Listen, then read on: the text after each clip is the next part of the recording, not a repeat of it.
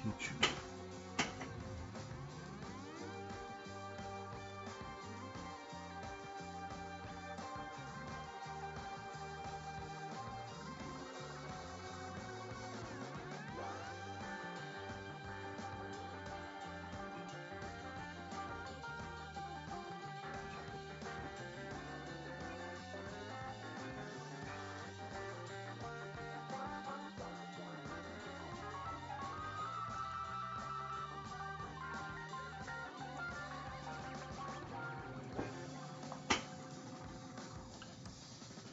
Good morning, good morning, good morning. It is Thursday, April 22nd, 2021. I'm your host, Joseph, Crypto Sonar. Good to see you this morning. The dog is up. She's going to play with her squeaky toy right off the bat. That's Liberty. So let's get right into it. We've got a lot going on today. Today is basically earnings day. I was actually here ready to go 15 minutes earlier. However, the Twitch... Charlie, good morning to you. I hope you also have a phenomenal day. Thank you for that. But Twitch apparently is requiring you to choose a Twitch game in order to live stream. I don't know what that's all about, so I just chose Minecraft. But when I went over to Twitch and I'm looking at who I follow on there, and normally some of the ones that are normally on, aren't on at all. So maybe they looked at the update and couldn't figure it out. I don't know. But anyway, we're here. We're live on Twitch. We're live on YouTube. We are live on Facebook. It is good to see you all this morning. Let's get right into it. We've got about 14 minutes until the market opens, so let's take a look and see where things are going. Huge earnings day. We're going to cover those or a select few of those in a little bit here. But first off, let's get into oil. Oil is up a little bit, up quite a bit actually, to 61.81, up from 61 like 09 or something like that yesterday. So it's up 72 cents a barrel. That's on the US, the light crude. And then if you look at UK oil, which is the symbol for Brent crude, it is up 72 cents a barrel. So it's up quite a bit. Taking a look at the S&P 500, the S&P 500 is looking to open up 0.25, so basically flat is what we're looking at on the S&P 500. The NASDAQ, so we're going to have a mixed open. The NASDAQ is looking to open up minus 7.75, but it's on a little bit of a getting going here, right here before the open here. So we'll see what happens on that. And then, of course, we have the Dow futures are looking to trade down 7. So we've got a lot of earnings to go over. Let's get into those here in a little bit. But first, Tesla. Got my coffee. Looking to open up 38 cents. So this could actually go either way. Palantir on a nice little run here, up to 23.05 in the pre-market. So it had a nice little run up here. Not only post-close yesterday, it jumped just a little bit, but when it came up this morning, it definitely up there. So we are 23.13, I believe. 23.13 is my break even. 23.21, but I've also got 35 call options. So I am definitely profitable on Palantir now, yay. All right, so let's take a look at Coinbase is looking to open up down $2 a share or so. ARCX looking to open up 28 cents. AMC looking to open up right at $10. Looks like it's up 22 cents at the pre-market. We'll see if that holds. We'll take a look at that a little bit more closely. And GameStop looking to open up 24 cents. So let's get into what else is going on here this morning. Of course, we're not going to get the heat map until 15 minutes after the market opens. So we'll get that on the U.S. economic calendar. Let's see if they updated this thing. American Airlines shares jump on reduced cash burn rate. We're going to cover that in a moment. Jobless claims fall to pandemic low. So there we go. So initial jobless claims, 547,000 on an estimate of 603. So that is a beat by 56,000 jobs.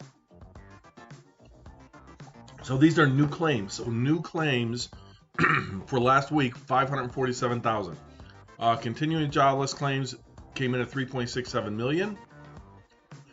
Chicago Fed National Activity Index 1.7 versus minus 1.2. So that means up. So that might be inflation, and that could be why we're looking at a little bit of a flat open.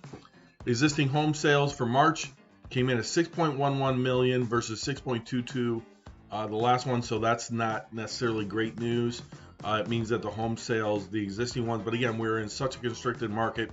There's a huge shortage of available inventory out there on housing.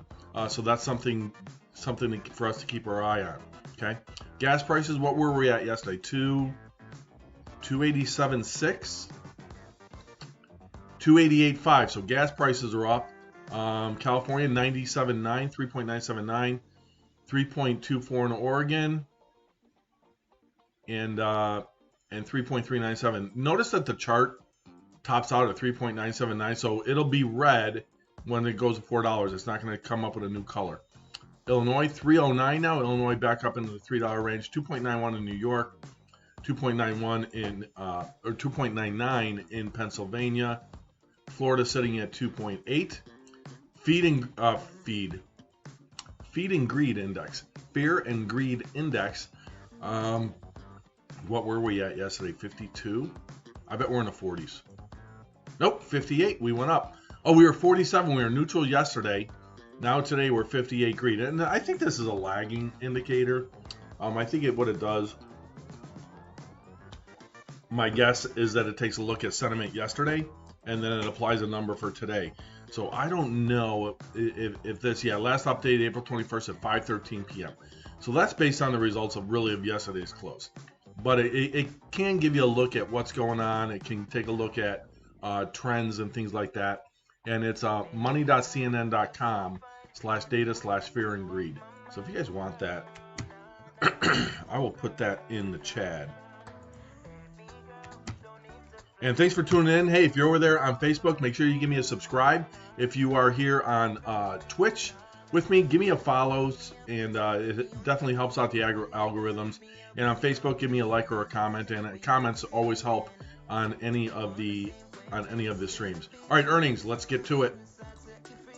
All right, these are earnings for today. AT&T exceeded. I'm not going to highlight because I think it's hard to read on the screen, but we'll just do it. All right, so 11.7% surprise to the upside on AT&T. American Airlines, instead of losing 435, they only lost 432, so they beat by 3 cents, which is a 0.7% surprise. DR Horton, home builder, surprised by 15%, 253 versus 220. Freeport McMoran, oil, 51 cents came in flat. Quest missed. Southwest Airlines, looking at a $1.82 loss, only came in at $1.72 loss, so that's a 10-cent surprise, or 5.5%. And they beat revenue too. The revenue went up from 1.98 up to 2.05. Okay. Tractor Supply beat.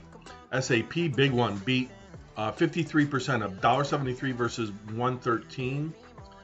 Biogen beat. Alaska loss of versus 371 came in 20 cents better at 351 loss. Trying to look at a couple other ones here. Excuse me. And that's it. So basically, this is basically earnings day. So there's a ton of earnings that came out, and so we're going to take a look at some of those. Let's look at the airlines, and let's see. Let's just start out with American. So American, let's see if they're going to get a pop. Yep, they're going to get a pop of 64 cents up to 21.65. United, pop of 56 cents, so they're up 56 cents, up right about 1%.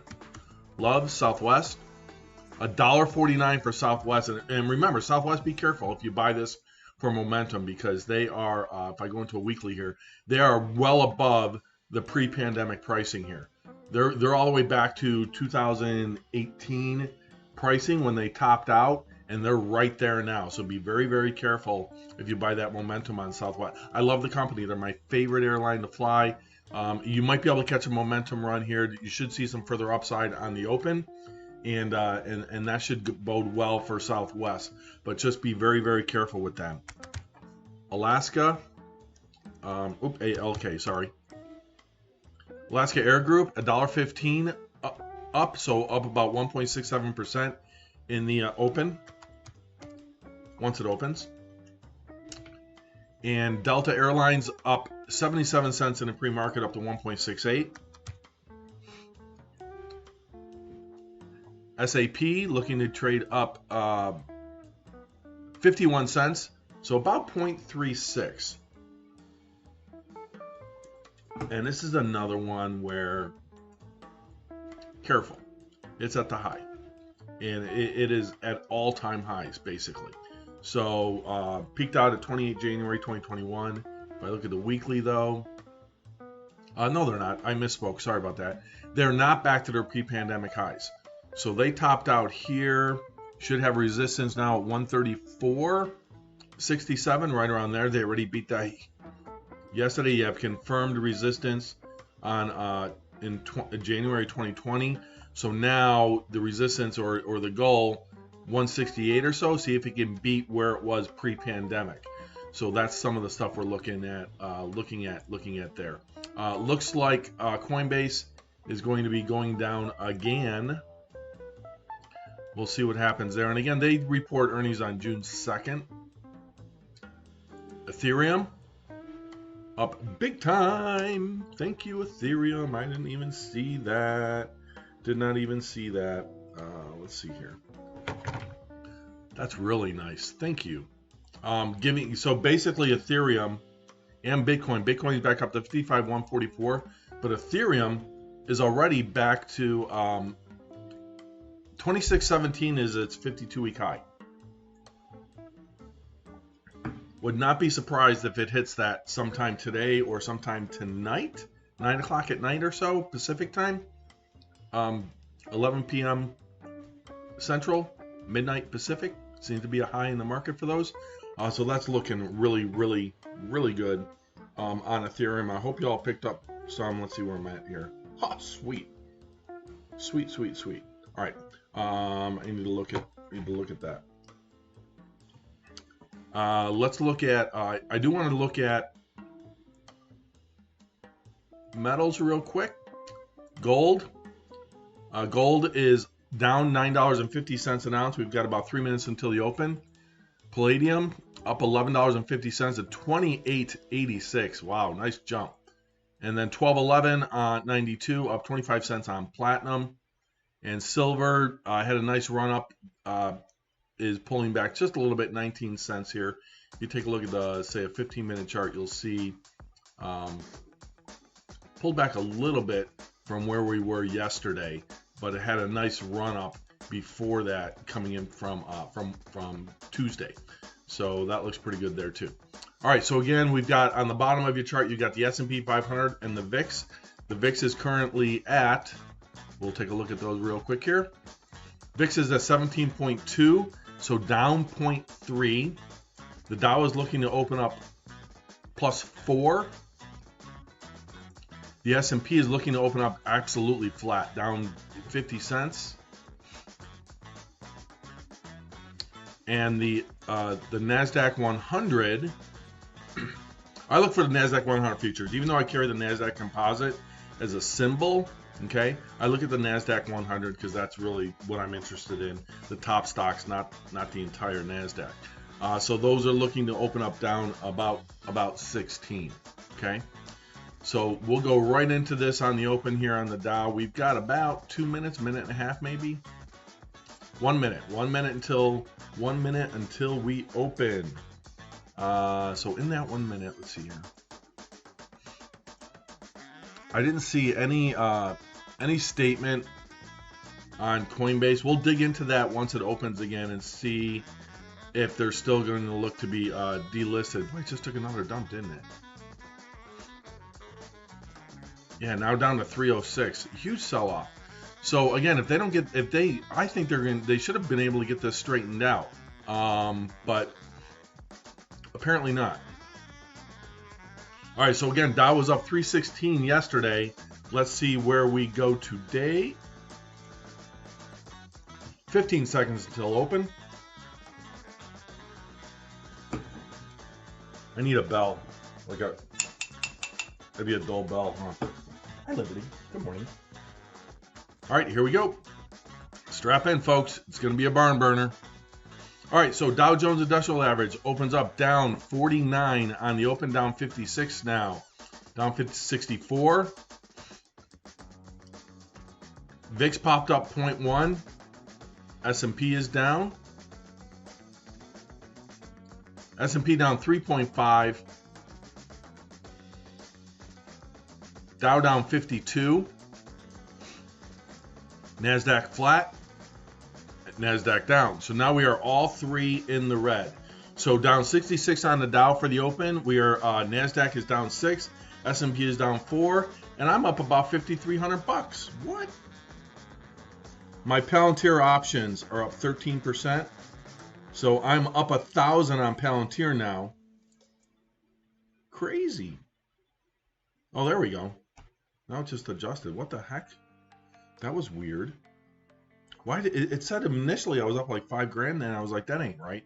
I'm up $931. Up 1,100 on Palantir. My U.S. oil leaps are up $26, and my ExxonMobil options are down $360. So let's look at what the heck is going on? How did this get down here? ExxonMobil, what are you doing down here? Get back up here.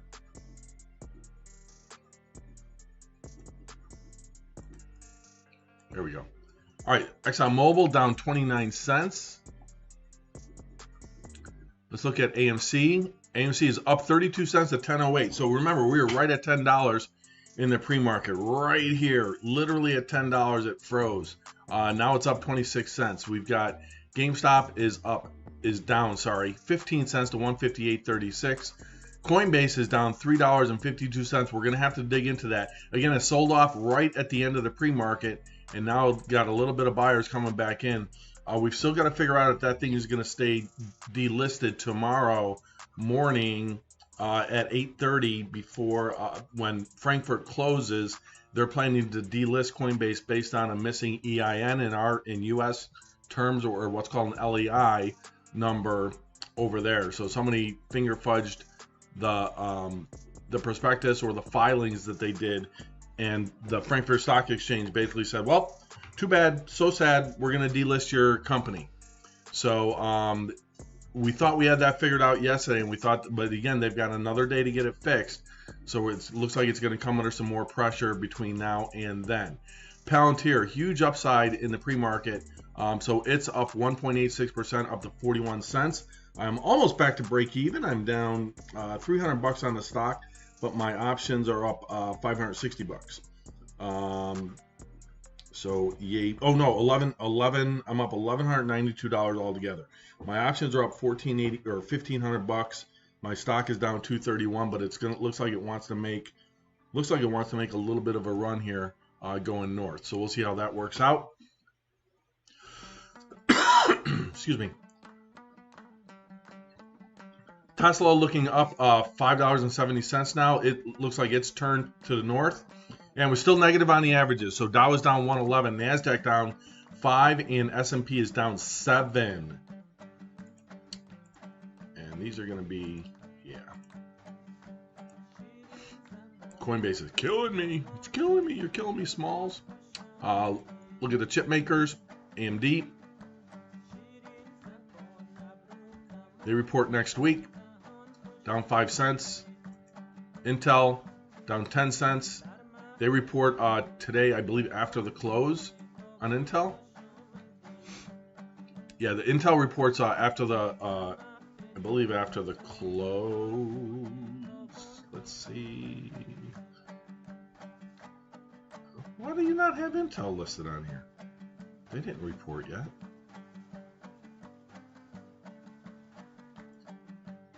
Huh. I don't own any Intel. Let's see here. U.S. futures slip ahead of jobless claims and earnings. Stock futures were cautiously lower As traders looked ahead to data on unemployment claims. Oil prices fell with global benchmark Brent crude down 0.2, and Western Texas Intermediate crude was down 0.06 cents. We already talked about that. Let me go into top news here. There we go. That's the one I want. U.S. deepens emissions target at climate summit. Gold called game changing. Yeah, okay, whatever. Snapshot: Wall Street opens flat as earnings roll in. Jobless claims fall. India posts here's why. India posts world record COVID cases with oxygen running out. AT&T beats revenue estimates as reopening helps phone sales. We didn't look at AT&T, and we'll look at the airlines as well. So here's AT&T. They're up $1.19 right now, up 3.95%. Let's look at Love. Southwest up $1, 1.6%. Oops. Fat fingers. Delta up 14 cents.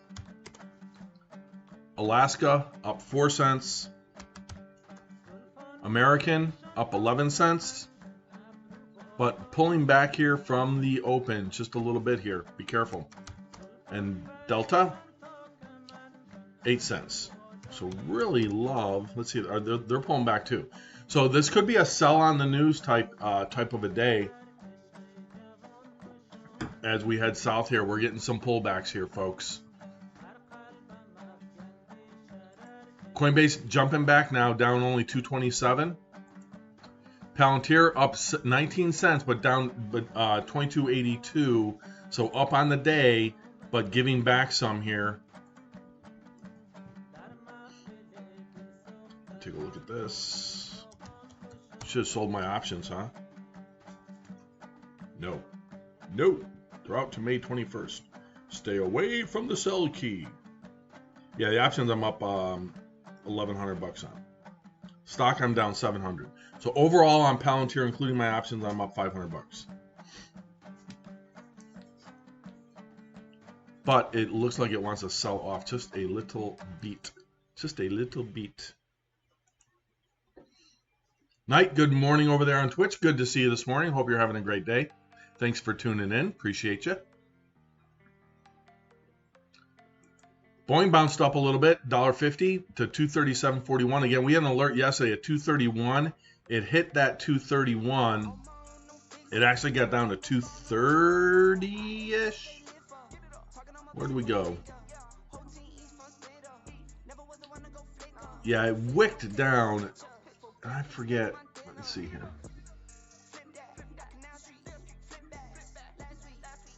Yeah, 231.87, but it triggered my alert on that pretty much right at the open. And then it ran up from there. And now you're getting a continuation of that run on that extended one. So, man, if you were able to get in over here, and we talked about this yesterday as it ran up, saying, boy, I hope some of you guys got in there on Boeing, because this is what Boeing does. It pulls back, and then if you buy in the dips, but you gotta be careful, because the news that comes out on that could come from anywhere. It could come from India allowing overflights of 737s, but you still can't land.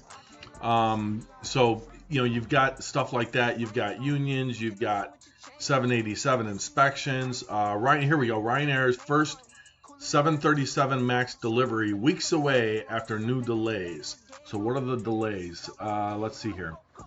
Going 2 years for its first delivery. March, it cut its forecast. Indicated that it might not take delivery of any of the jets before the end of April. We're hoping it's going to be in the next number of weeks, probably in the next 2 weeks. Had a technical team waiting in Seattle, but that Boeing had not delivered. We're hoping to take delivery, but Boeing still haven't managed to deliver one yet. On a daily basis, we have a team out in Seattle waiting for delivery of the first aircraft. Oh my goodness. Boeing, what are you doing? This is huge for you guys. Take care of your customer. They got 210 of them ordered. And so that's going to be big news when they take that first delivery. That's going to be big news. Air Lease delivers 2 787-9s to China Southern. So they're looking towards the end of April. There's a beat on Southwest. Southwest quarterly earnings 19 cents. let's see here. Pandemic is not over. We believe the worst is behind us in terms of severity of the negative impact on travel demand. I want to look at some options on Boeing and not on Southwest. You can get some options on Southwest if you want, though. Quarterly revenue passenger miles 14.8 billion versus 23. Quarterly capacity down 34.5%. Fuel efficiency currently estimated to be sequentially in line with quarter 1, 2021. Cost savings from voluntary separation to be 1.1 to 1.2 billion on voluntary separation and extended leave programs for Southwest. That's pretty good. All right, back up. And oops. And Boeing reports next week on the 28th is when Boeing reports. Okay. So love getting the love today. But Boeing getting continued love. All right, that looks pretty good for them. Let's go back down to the 30-second chart, and it's going to look like it's going to the moon. Watch this. What? Sell. Sell. Run while you can. There's blood in the streets. Sell everything. Shift F5. Shift F5. All right, let's get back into the indices as I become a goofball today. Again, oil, you're talking about that pre-market stuff, but it's actually up 17 cents or 15 cents, 61.25. I need it like 64 bucks a share is what I need. Is that a bug? Is that an ant? Hold on a second. I've got an ant crawling on my camera. What the heck? Where did that come from?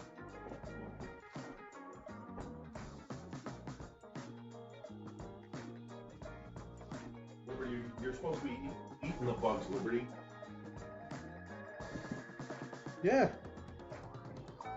2 ants. What the hell? I've never had an ant in this house. I've never had an ant, and there's 2 of them. They're both dead now. Where are the ants coming from?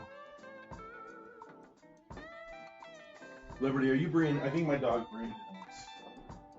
Huh.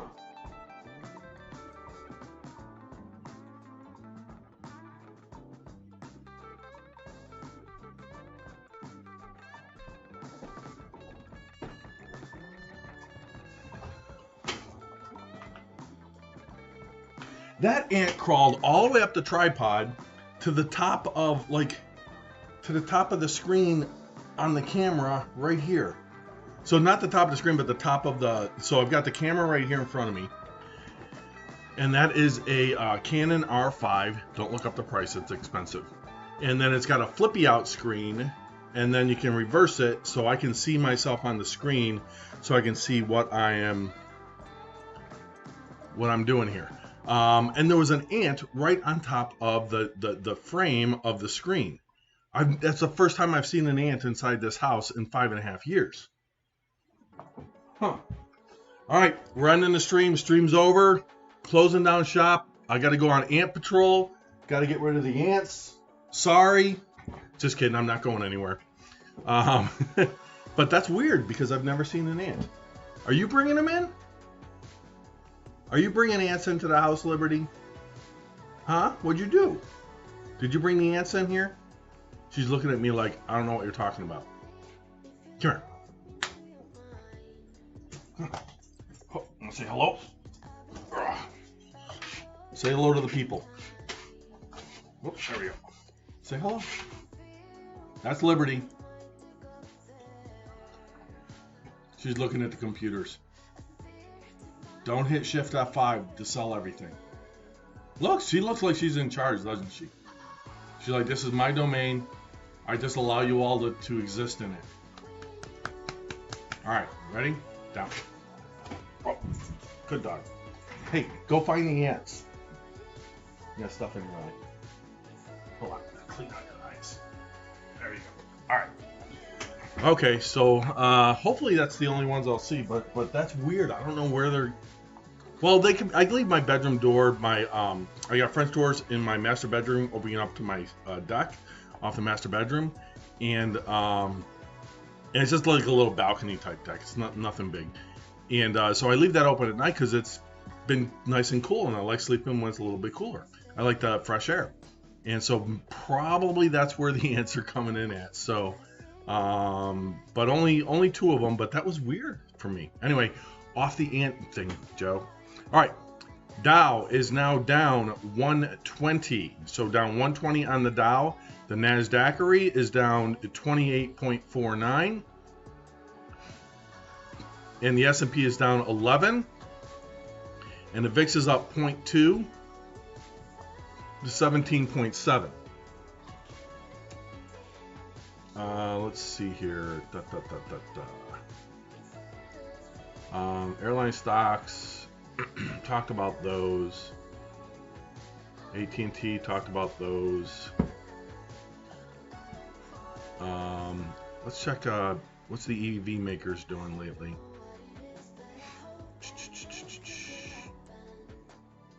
Looks like a lot of them are up a little bit. NIO is up 9 cents. Alibaba up $1.43. Tesla down $2.47 now.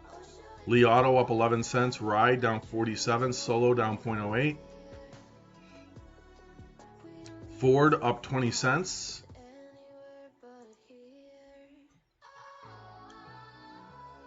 "19th U.S. death tied to Takata airbag reported in South Carolina." That's been going on for like 10 years now. Ford to take 6 additional down days at Craiova due to chip shortage. That's a plant, I'm guessing. I don't know where that is. Where's Craiova? Oh, Ford Craiova. That's in Europe. Okay. 20 days of downtime. Again, this semiconductor chip shortage, I don't know if that industry didn't see it coming, or because of the pandemic. And look, you can't just add a shift when you're already operating 3 shifts every day. You're doing 3 8-hour shifts already. You can't just add another shift. To build a factory takes years, like a couple years. Intel can probably get the fastest factories built. They use a company called Sprung Instant Structures, and they've gotten them down in Arizona, and I used to work for them actually. But these are basically tension membrane buildings, and they can go, oops, what the heck, there we go. They look like this, and so you can basically go unlimited length in 30-foot sections, and these walls are like 16 inches thick. They go all the way up and all the way down. So they're big tension membrane structures, huge. And Intel has bought a bunch of these in the past to add factory output and space in Arizona.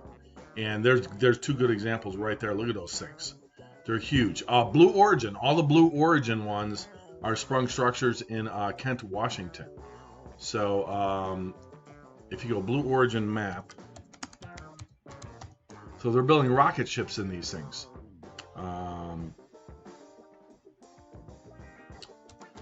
Map. And if I go open map, Florida. We don't want it in Florida. Kent, Washington. And we go satellite. And there they are. So this is Blue Origin, and this is in Kent, Washington, right, pretty close to where I live. And these are Sprung Structures being manufactured. And this is an old picture, so these are in use. These connect all the way around, and they build space stuff in there for Blue Origin. And it's pretty cool stuff. So that's what Sprung Structures do.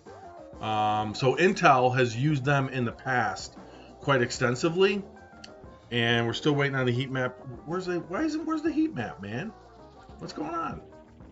And so that's something that they can use to get factories built quicker, and maybe they'll go that route. I don't know if they'll go that route. I still got friends that work there. I could possibly call them, but I have no idea. All right, so here's the heat map. We have Microsoft and Apple down, Google down, Facebook down, all the chip makers are down.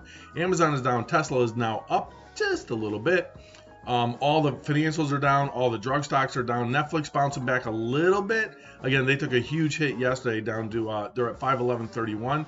AT&T reporting on good earnings. They're up 3.89%. You've got healthcare. Some of the diagnostic and research sector is up today. Trying to find some other up things. You got the airlines down here.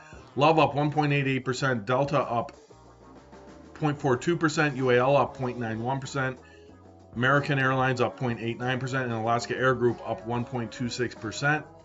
Energy, you've got CVX down. You've got ExxonMobil down to 55.49. I need 60 in a couple weeks. I'm worried about it. Not sure I'm going to get it.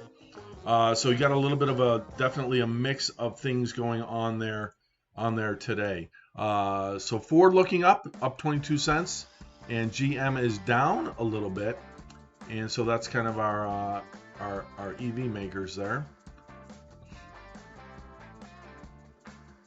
Coinbase down only $1.40, only $1.47. Did get positive, got up to 313.50.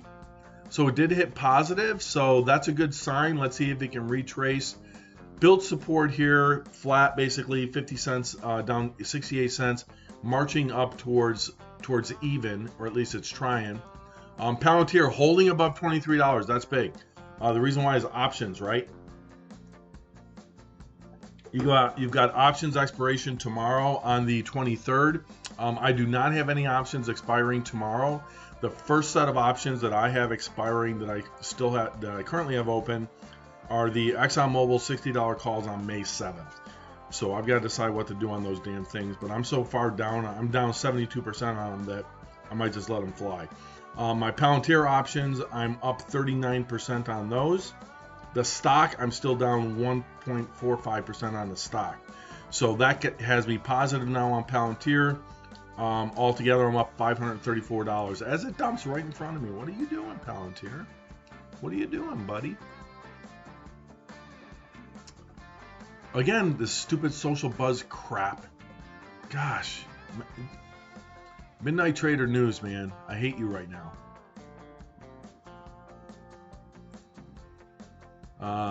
April 14th. Yeah, this is the last time they had news. Data management platform for U.S. Army's ground station modernization. So there's a ton of companies that use Palantir. And when they report, which is going to be on May 13th, we are looking at a gain of 4 cents. They came in at 7 cents before. So the consensus is 4 cents. And should probably have it's got a sell on it, but that's based on the near term, which anytime a stock pulls back to its bottom and it's forming a new base, you're going to have a sell rating on it or a neutral. And that's kind of what, do you want to buy one that says strong buy? When this thing hits strong buy, it's already had its run. Yes, you're on momentum and you can get additional gain on momentum, but I'd rather try and buy at the bottom and sell when it goes strong buy. That's just me. But it's had a good run though. So up 37 cents to 23.02. All right, Deutsche Börse. We're back to you idiots again. Let's see if we can figure out. I don't know if I'm selling this right.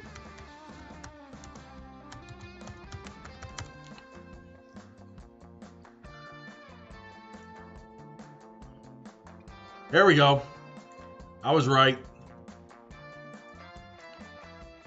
Deutsche Börse says won't delist Coinbase shares. Your boy had it. Called it. All right, here's the story. Deutsche Börse says it won't delist Coinbase shares. I didn't think so. I thought Goldman would put some pressure on them no matter what, and it would be fine. So why is the stock? So maybe that's why we're getting a little bit of recovery here. What time did they release this freaking story?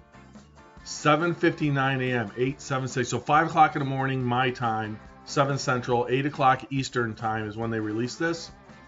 All right, Deutsche Börse said on Thursday, Coinbase global shares can continue to be traded on its trading system, etc., and Frankfurt Stock Exchange after the U.S. cryptocurrency exchange provided missing data. The exchange operator said Coinbase had provided it with the necessary reference code, a so-called LEI code. Again, 100% complete bullshit. Deutsche Börse had said it would delist Coinbase by the close of Friday's trading session if the code was not provided. So they provided the code. They are not going to delist Coinbase shares on etc. or the Frankfurt Stock Exchange. We'll leave that up. I'm glad I didn't have to dig too deep. I apologize. I should have done that before the open. I didn't get to it because of the whole Twitch issue that I had this morning. So Twitch, by the way, we're playing Minecraft right now on Twitch. According to my stream, you might have seen a Minecraft title there. I chose a different title, but it forced me. I could not go live, and I use Streamlabs Pro. I could not go live until I picked a Twitch game for my stream. And what I saw that happen is everybody else I follow. Okay, so now somebody's live on there now, and it's running ads. But some of the people I follow weren't live this morning, and so I thought that was interesting that it forced me into putting in a Twitch game and choosing a game. So I chose Minecraft. I do want to get marbles though. And marbles, maybe I'll get the download for that. I don't know if I'll get to it over the weekend, but we can maybe we can play some marbles or something like that. Looks like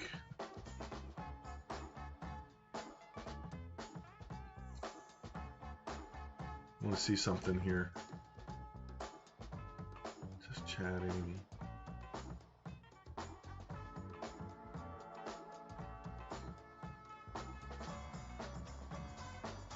Okay. Do new. Yeah, definitely a lot less people streaming this morning, and that could be because of the change that they put out on their platform. Hell, I don't know. All right, so Coinbase is not going to be delisted.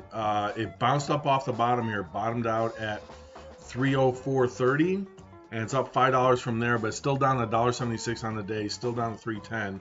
So that means I am negative on Coinbase. How much am I down overall? I'm down a couple grand at least. Let's see. One account, 1,098 and 1,460. So I'm down $2,500 right now on Coinbase. I'm not going to add to it. I'm going to let it ride. I don't think I'm going to participate in the options only because the things are super expensive compared to because of the implied volatility compared to other equities. They're priced around the same. So if I looked at Leap's, say January of 2022, yeah, the $370 calls out to January of 2022 are trading at $48 a contract. So you got to pay $4,800 just for 100 shares call options.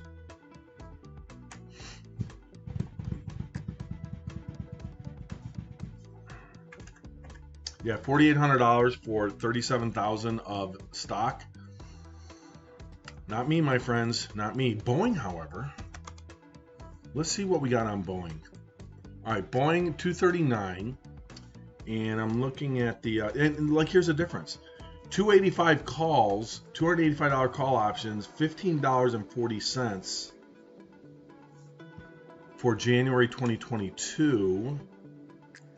What are the 2023s? You're at $32.45 on the 285 call options. And again, if we look at on a daily,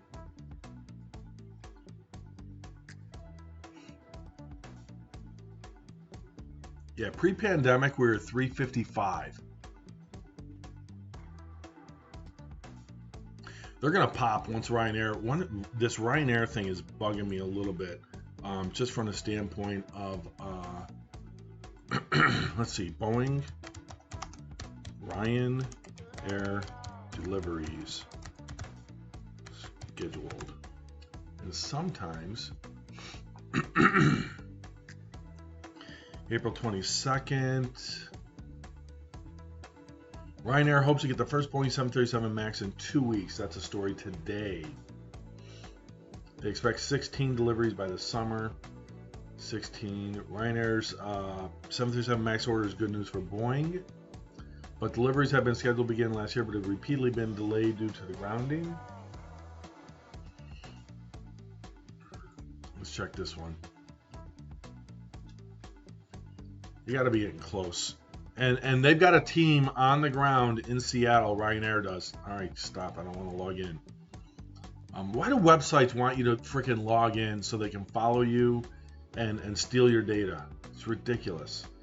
All right, Ryanair CEO Eddie Wilson said that the first Boeing 737 MAX aircraft delivery was expected to arrive in the next 2 weeks.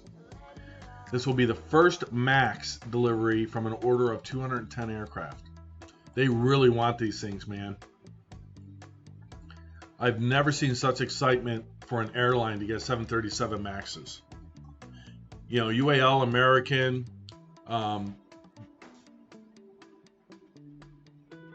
Southwest, they're just like, yeah, it's another 737 MAX. Yeah, it's more fuel efficient. Yeah, we're going to get in a couple more seats. And Ryanair is like throwing confetti. So they signed a new purchase agreement for 75 more, which increased their firm order from 135 to 210. We hope to take at least 50 of these in 2021, subject to Boeing recovering its manufacturing output to deliver them. And those things are built like 10 miles from my house. Adding that the airline would use 737 MAX aircraft to rapidly restore flights in the EU. So is that Boy George? Nope, that's, sorry. Looks like this author. I'm sorry, but that little picture right there looks like Boy George. That's just flashback. All right. So nothing else there. But hey, that's good news on Coinbase, man. All right, let's check the heat map. We are a half hour in. And again, got a little bit of a mix going on now. Now I've got Microsoft up, Verizon up, MasterCard up. Sorry, Verizon. Visa up, MasterCard up, PayPal up.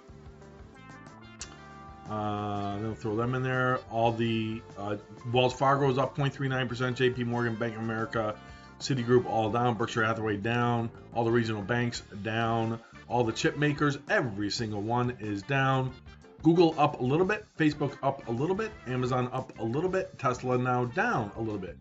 Starbucks down, McDonald's up, Nike down. So, you know, pick a sector, man.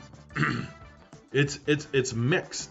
And so Dow is down 165, NASDAQ down 28, S&P is down 13, the VIX is up to 17.7.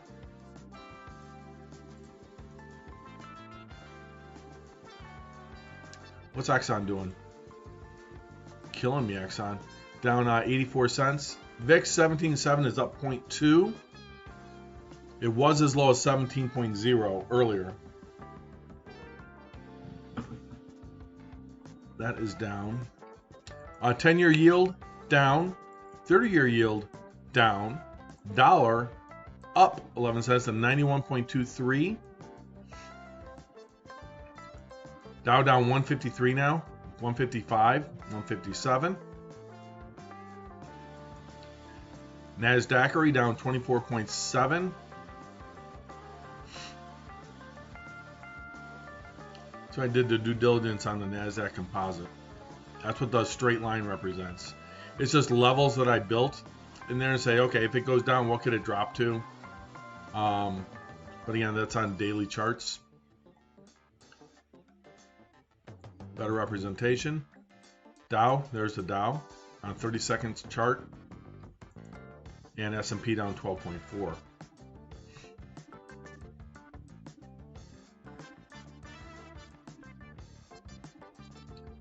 Amazon up $1.33.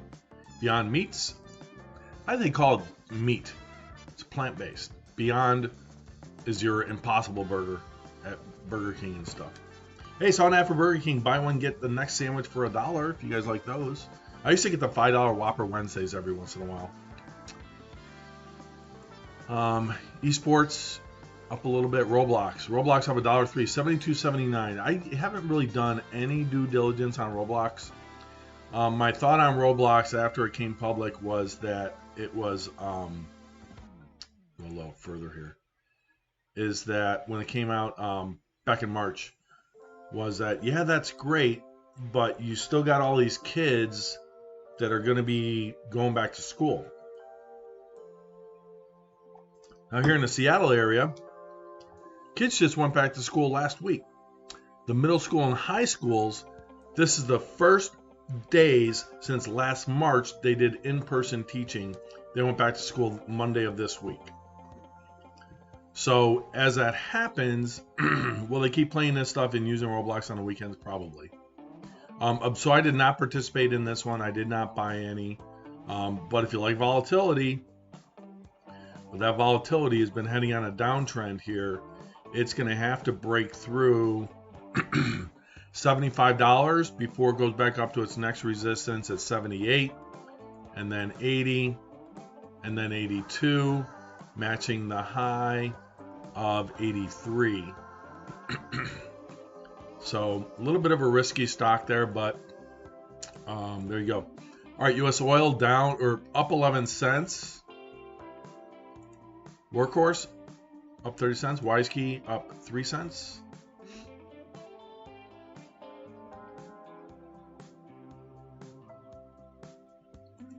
ExxonMobil down 80 cents, 55.20.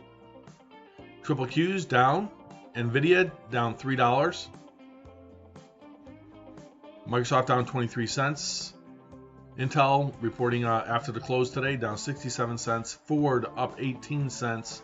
Chevron down $1.59. Caterpillar up 47 cents. Boeing now up $2.40. AMD up $1 or down $1. Apple down 45 cents. Tesla now up $1.20. See, all this stuff lags. So you're $1.14 here. So please be careful. When I'm looking at sectors, please keep in mind all of this is 15 minutes delayed. Like right now, this chart shows Tesla down 0.35%, and yet Tesla is up 0.22%. So 0.35 plus or minus, plus 0.22.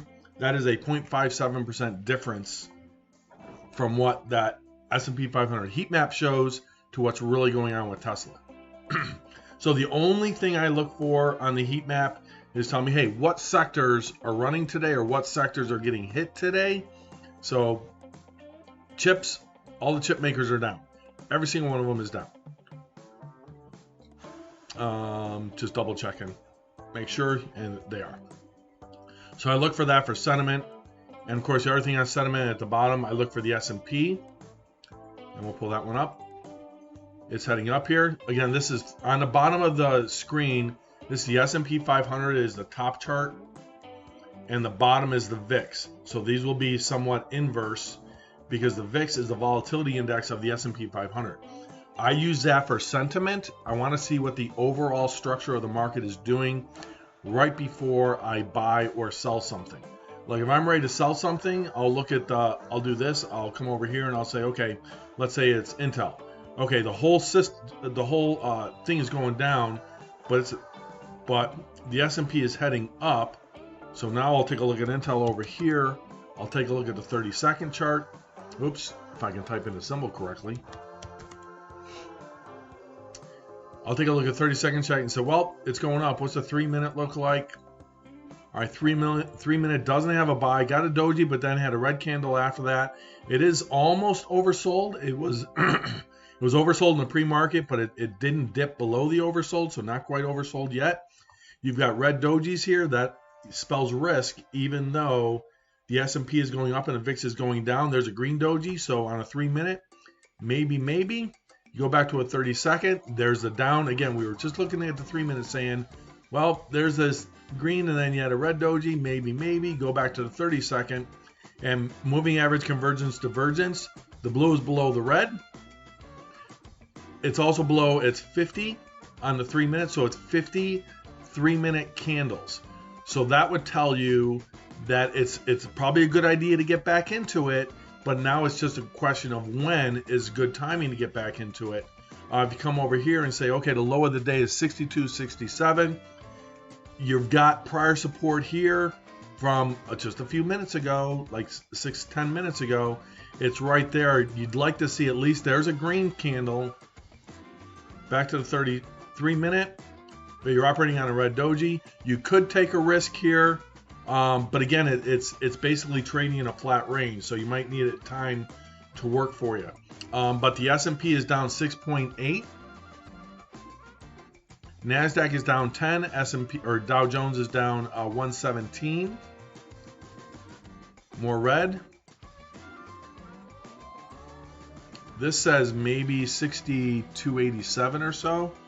Let's see what happens. Let's watch it. It should pop up from here, but it's not.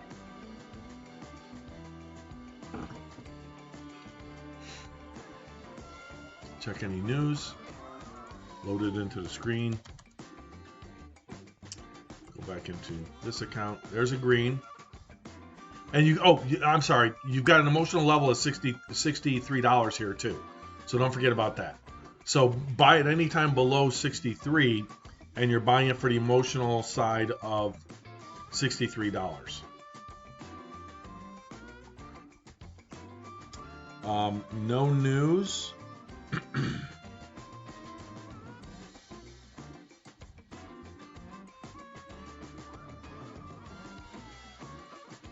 Okay. Intel maintains a history of reversing its earnings-driven after-hours trade in next day action. So the company's due with its Q1 report in the after hours today.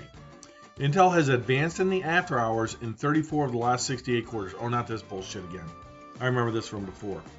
This is the same story that they just regurgitated and threw Intel in there about percentages. MT Newswires again. All right, so there's a nice jump up. What do we got on the 3-minute? So you've got declining selling volume. You need these green candles to exceed these in order to continue to pop. So we'll see what happens here on the 3-minute. Again, your selling volume is greater than your buying volume on the 3-minute. This looks promising.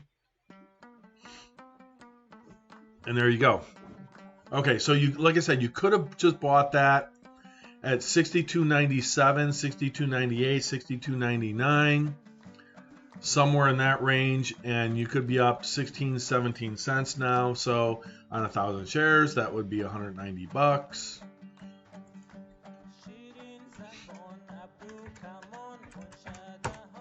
So that'd be about $63,000 of volume. It should, if it pops and closes on this candle in 13 seconds, it may come back and give a buy signal possibly on this one, but it's pulling back on it. Hold on.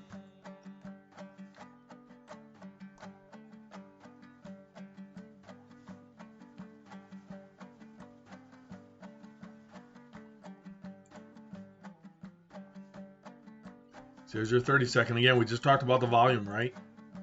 If you've got volume that the buy volume is not exceeding the prior sell volume, that could be risk and say that it's not a real rally. What the heck?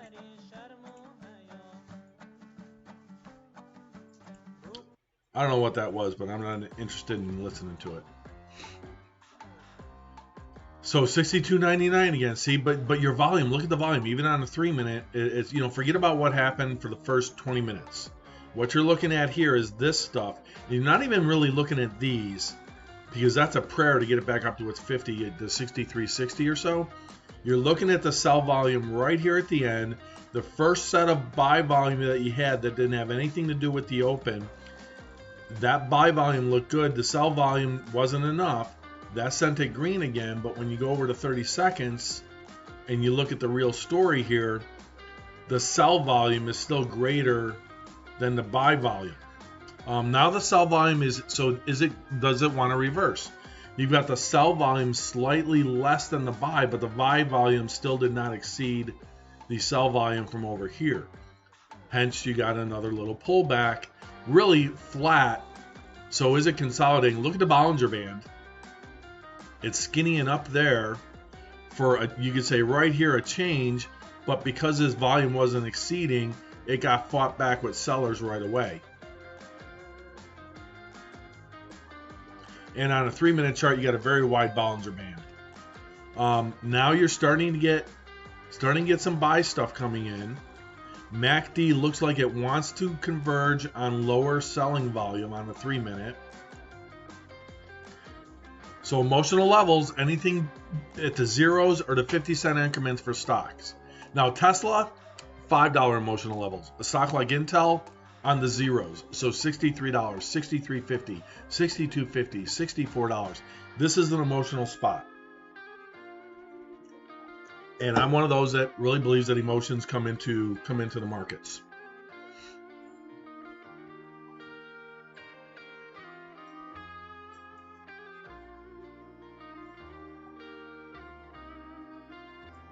Just watch this for a minute. I want to see what this does. And it may just stick in this range, folks. So I mean, there's not going to be a buy signal over on a 3-minute. It's just not doing it. And there's not enough data here either for the day. You can say, okay, we're after 7 o'clock. Usually 7:30. I've got 15 more minutes to exclude the externals. So now I remove the pre-market and the aftermarket. So now we're looking at yesterday.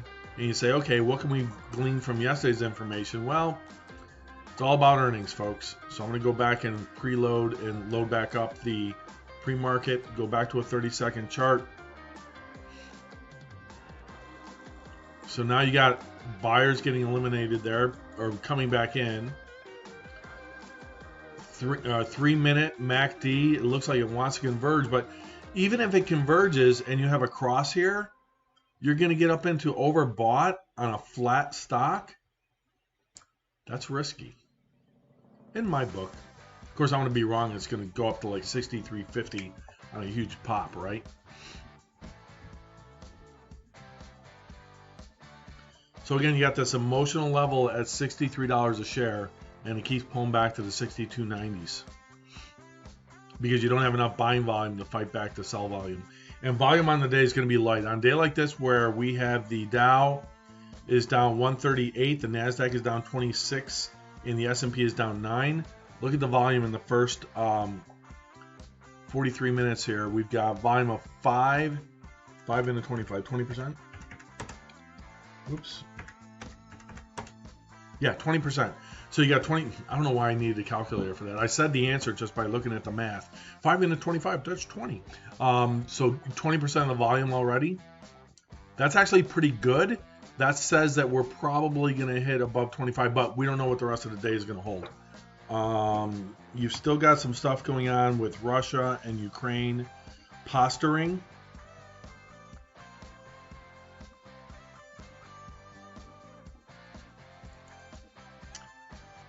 Russia's foreign ministry said on Thursday it would quickly respond to the Czech Republic's latest move to slash the number of Russian diplomats in its Prague embassy. Putin, what are you doing? Well, what Russia is doing is they're testing Biden.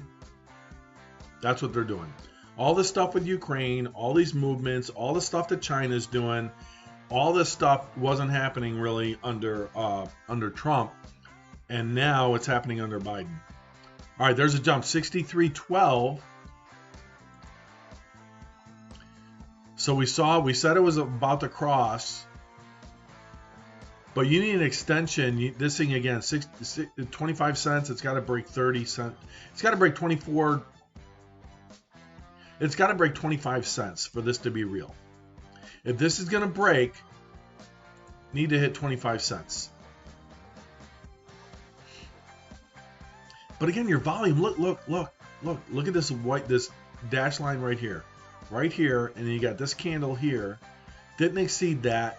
This volume isn't even exceeding this volume, which didn't beat this volume.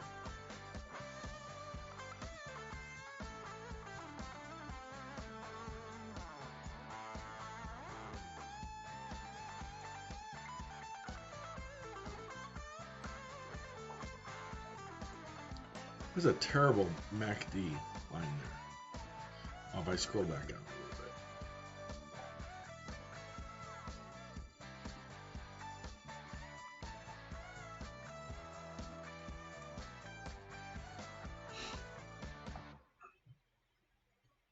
There's another red.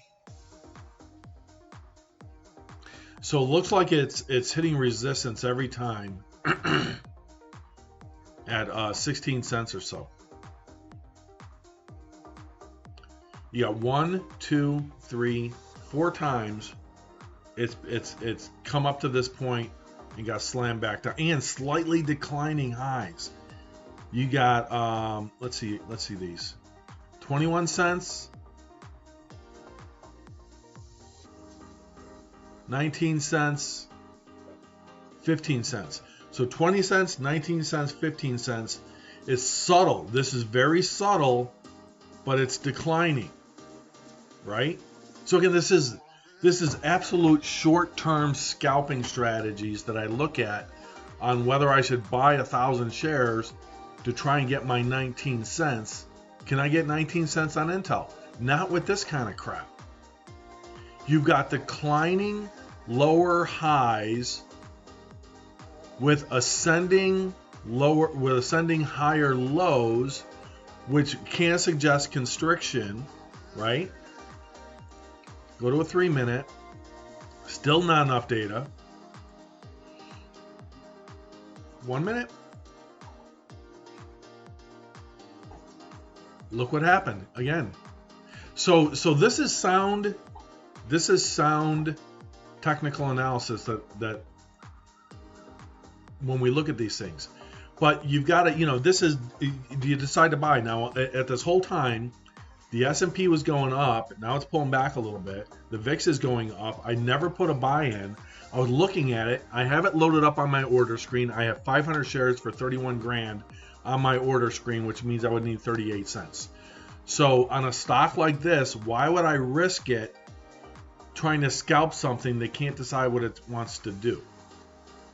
And they don't report earnings until after the close. But typically it's a day delay. So you might not see it pop till Monday, so you get all that weekend risk. I wouldn't be interested in trading that today. Now, let's take a look at Boeing. And can I get 38 cents on 500 shares? 500 times. Where are we at here? What is it? 237? $118,000 buy on Boeing. Can I get 38 cents out of it? Make $200. Yep. All day long. 3-minute, it's on a long-term buy from 648, but it's right back almost where it was on that candle when it gave the buy signal. So interesting, it is not given a sell because it is not dipped below its own buy signal here, but I would be very surprised. Well, it may not.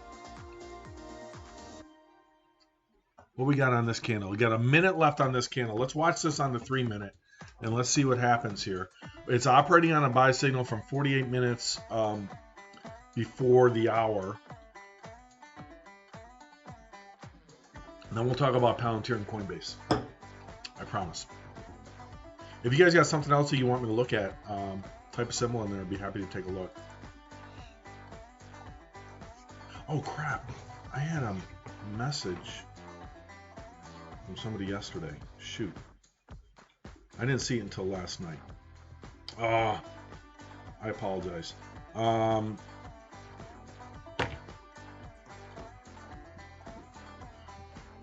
We'll take a look at something else here in a moment. All right, so next candle was down. Here we go on the 3-minute candles. And there we go, and there's the sell. So it still didn't give a sell signal, but it's trading down. Red candles. Look at that, slamming it. It should have given one. I want to see where it shows up. I want to see what candle it puts the sell on. I can't believe that it hasn't given a sell signal on the 3-minute candle. That's just mind-boggling to me.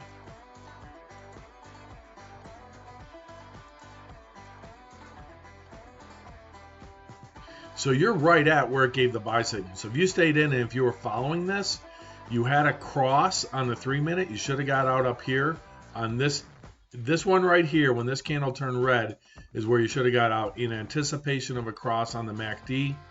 But now it's getting into oversold. Possibly it didn't dip yet, not there yet, but it wants to.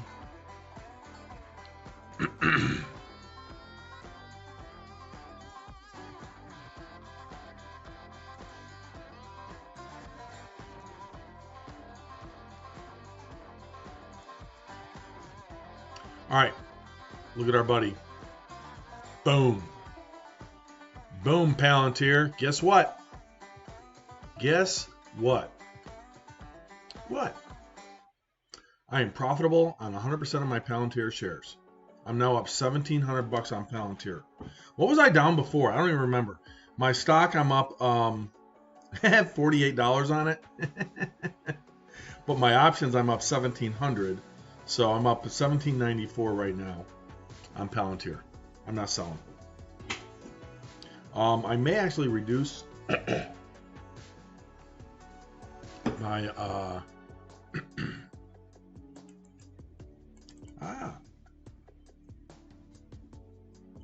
yeah, I've got 2,000 shares of Palantir at $23.21,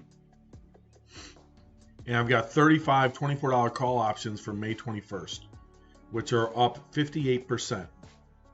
So I did a $3,000 buy on them, and they're already worth $4,700. All right, Coinbase 307.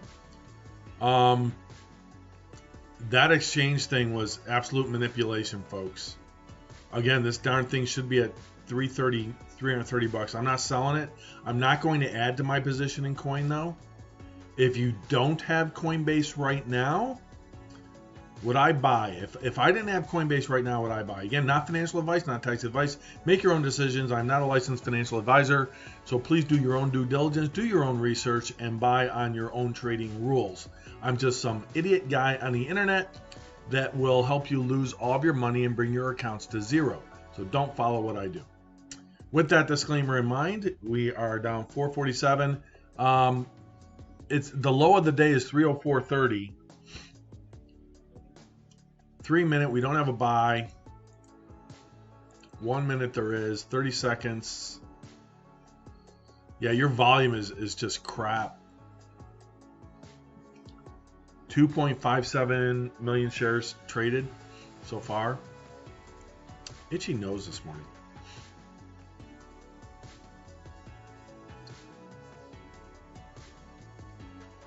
Yeah, I probably would have picked some up here, but let me remove the externals for a second. Let's look at yesterday's tragedy.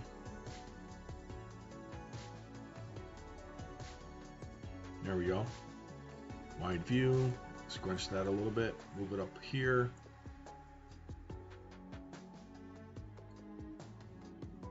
So we hit 304. Which this other candle, it hit 302 yesterday.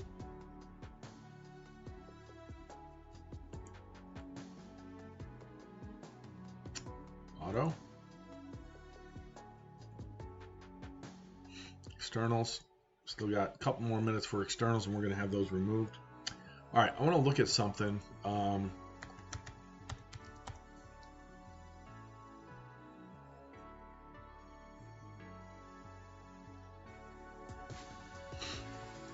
SafeMoon Crypto.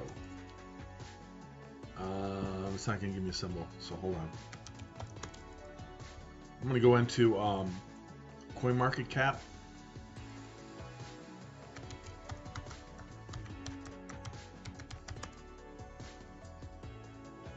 And I'm going to look up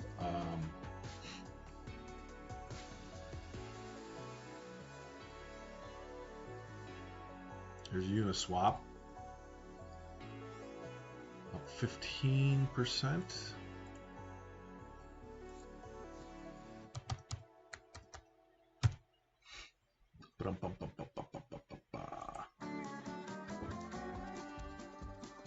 There's Uniswap. And I don't know, I was asked if I know anything about SafeMoon. I do not.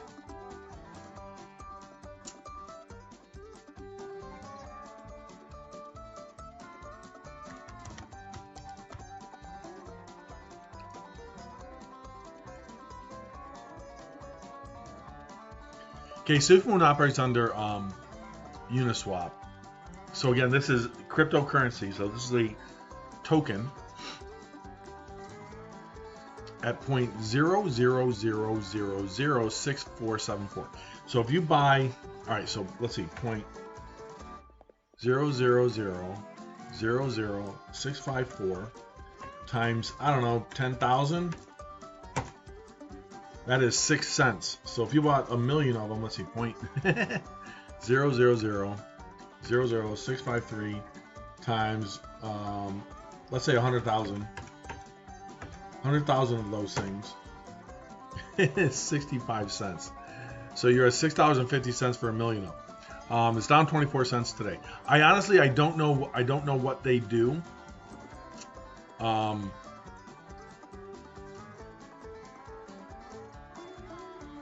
15 million in volume. All right, let's do this. SafeMoon. And let's go to their here's tokenomics. Okay, checking my browser.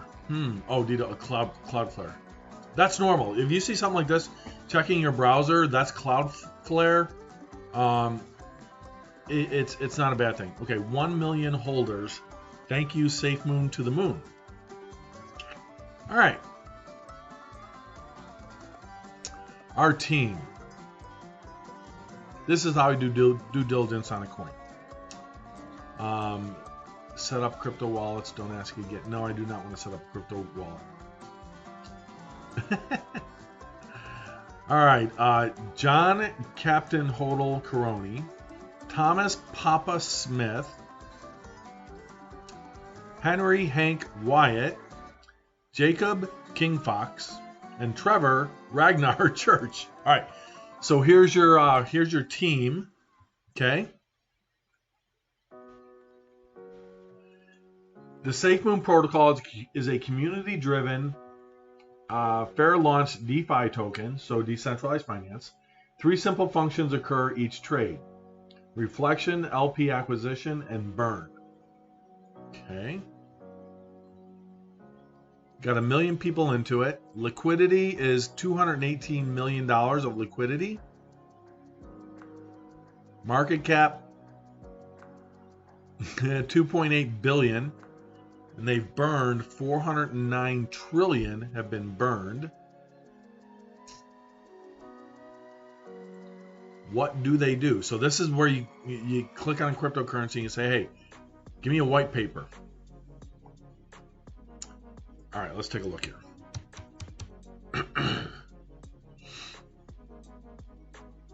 So they're a liquidity provider and a farming reward generator. So basically this is a liquidity farm. They're pushed out by earlier buyers with higher staking rewards. We've all been there, seeing those shiny 6-digit figures can be pretty damn tempting to jump in. However, almost always the token suffers from the inevitable valuation bubble, which is then followed by the burst and the impending collapse of the price. So why static? Static rewards solve a host of problems. Manual burns, sometimes burns matter. Automatic liquidity pool. Tokenomics. 1, 2 million, billion, trillion. What's the one beyond a trillion? I don't even know. Whatever the next one is past a trillion.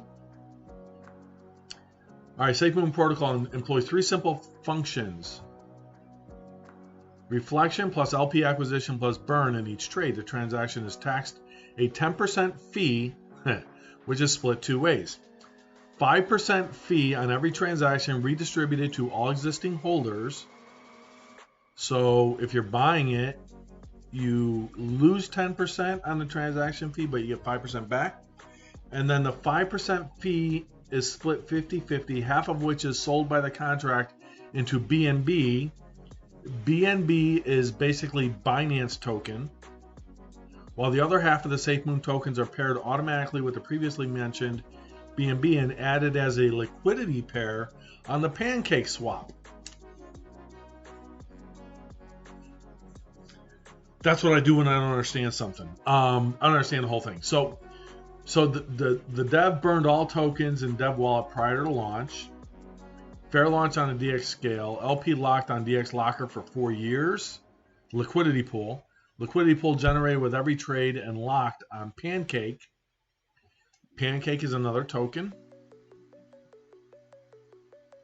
Protocol initialized. All right, so I got to tell you, a good friend of mine had asked me about this last night, and I didn't see it till right before I went to bed. So I knew I had it on my list of things to look at today. To the moon. Okay, so how do you buy it? Let's go back up to the top here. How to buy. Now the problem for me is I'm in Washington State, which is a shit state. All right, download the app Trust Wallet, purchase BNB or BSC, go to the dApps tab at the bottom, find PancakeSwap.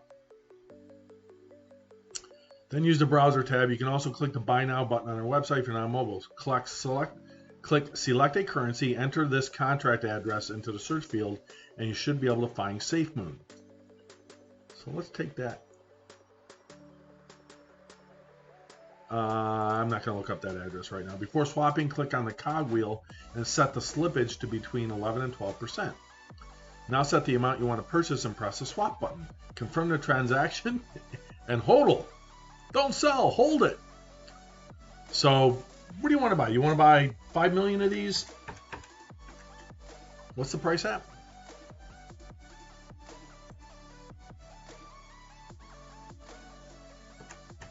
See, this is where you can fat finger something. 1, 2, 3, 4, 5, 655 times, say 10 million. You buy 10 million of those things for $65.50.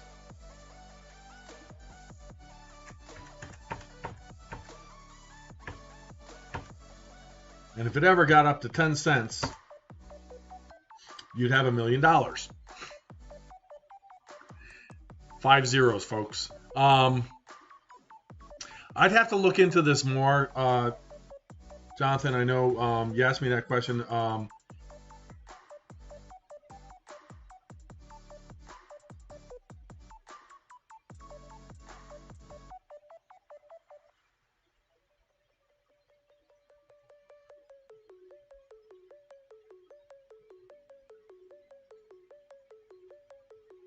So my response to him is, looking into it now, I like pancakes. So this is interesting. And this is something, look, this is something that I've got to do personally myself, is I need to get off of my Bitcoin Ethereum train that I've been on. But when you're on a train that is treating you like this,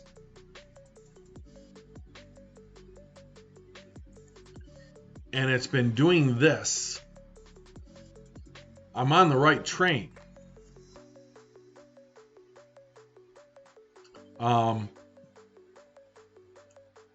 Bitcoin pulls back. So look at this over the last year now. Over the last month. So over the last month, here's my case. This is my Bitcoin versus Ethereum. Okay, month, year. Okay. Over the last month, Bitcoin is down 7.1%. Okay. Over the last year, it's up 363. Okay. Watch Ethereum now. Watch this, guys. Ethereum. And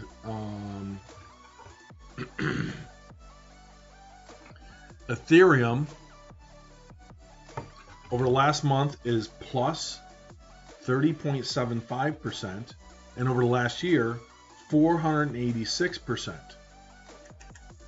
486 minus 363. So over the last year, my Ethereum has outperformed Bitcoin by 123%. So right now, I am 92.7% Ethereum, 7.2% Bitcoin. So again, my Bitcoin holdings are 7.2% of my portfolio is in Bitcoin, 92.78% of my Ethereum. or 92.78% of my portfolio is in Ethereum. That's on my exchange account with Coinbase. However, I'm not going to tell you the dollar amounts. I have a hardware wallet with some other stuff on a hardware wallet that I'm not going to disclose. So this is the kind of stuff. Thank you for the text, Jonathan, because this is the kind of stuff I need to look at. How do I say this? I personally am hesitant to set up things like software type wallets and things like that, but I've got to take the leap and get some. So here's what I'm going to do. I'm going to take a look at SafeMoon. I'm going to take a look at PancakeSwap. I'm going to take a look at I'll show you the ones I want to look at.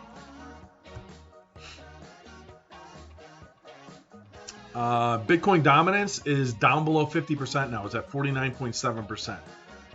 ETH dominance 14. This is the entire cryptocurrency market. ETH dominance is 14.5% of the entire cryptocurrency market is Ethereum. 49.7% of the entire cryptocurrency market is Bitcoin, and the rest are what are called altcoins, of which consist a lot of shitcoins. Okay, so in order: Bitcoin, Ethereum, Binance Coin, again BNB. Oh God, I don't even want to talk about Binance Coin because I had a Washington State banned Binance the exchange from its state, as did New York. And so I had to move my Binance stuff over to Coinbase and exit out of positions of stuff I could no longer hold in this state legally. And so I had to sell all my Binance coin. And I had this stuff. I don't even want to talk about it. It's depressing. Dogecoin. I can't buy Dogecoin on Coinbase. I don't carry it. Polkadot, Uniswap. I want to look at. Maybe a little Cardano. I don't know. XRP. Nope. Run. That's a scam. That's a shit coin in my opinion. I don't want to touch it. It's centralized. Litecoin. Not touching it. Used to own it. I sold my last shares at $360 back in 2018. Bitcoin Cash. Bitcoin trash. Don't want it. Chainlink, interesting. Stellar XLM, interesting. Tron, nope. Neo, nope. Monero, privacy coin. EOS used to have, I used to trade all these freaking things. Bitcoin SV, nope. Binance, that's their pegged dollar. Maker, that's been a good one. 44.39. PancakeSwap, there it is right there. PancakeSwap, $4.3 billion market cap. These are all tokens and cryptocurrencies. Compound, listed in order of their dominance by market capitalization. So all these, the top 50, the lowest one on the top 50 has a $2.8 billion market cap. Zcash. So those are some of the ones I want to look at. PancakeSwap is one of them. But again, all these things have had, look at this chart. Straight up. But again, it's trading at $27. So can you get something like SafeMoon just starting out and take it to a penny? Right? By 10 million times 0.01. If it goes to a penny, if you have 10 million shares of it, or 10 million tokens, that's $100,000 if it goes to a penny. Yeah, I've got to do some more stuff. So I promise I'm going to look at this stuff. I don't own any SafeMoon right now. I would have to look at it. It looks a little bit complicated for the average person to go in and buy it. Here's the guide. I'll put that in the chat. In the chat.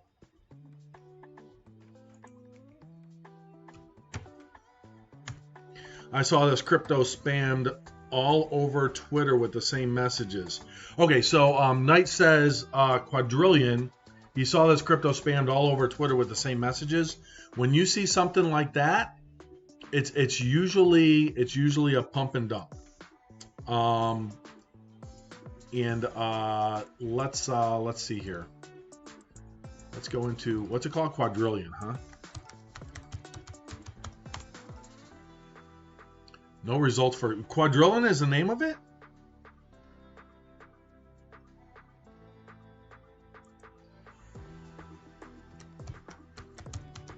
Or are you talking about a different one, Knight?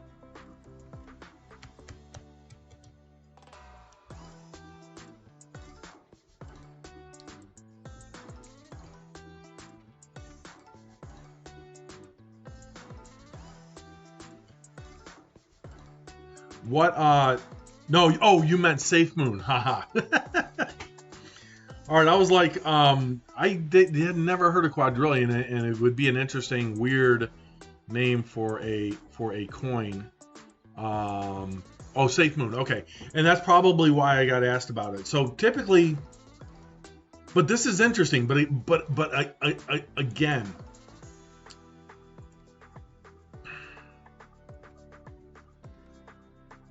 Wait for it. This is your team. This is who you're relying on to take this to a penny if you own 10 million of them. But again, 10 million of them.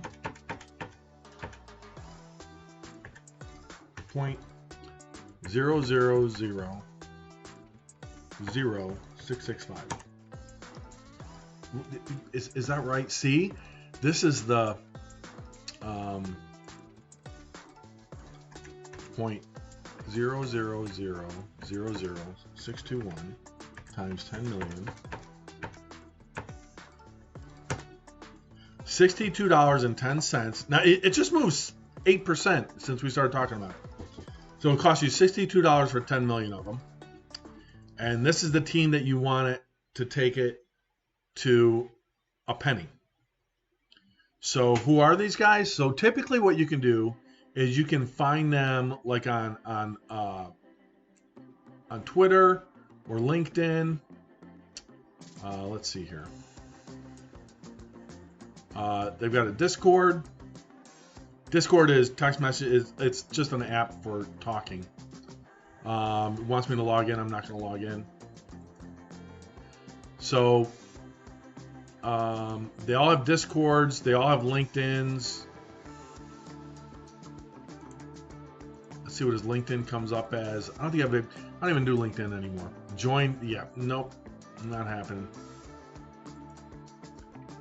So you can dig into that stuff and decide if these are AI people or if they're real. The fact that he's got a little Doge dog there. Under Armour fan, techie guy. Ragnar Safe Moon. So Trevor holding up a sign.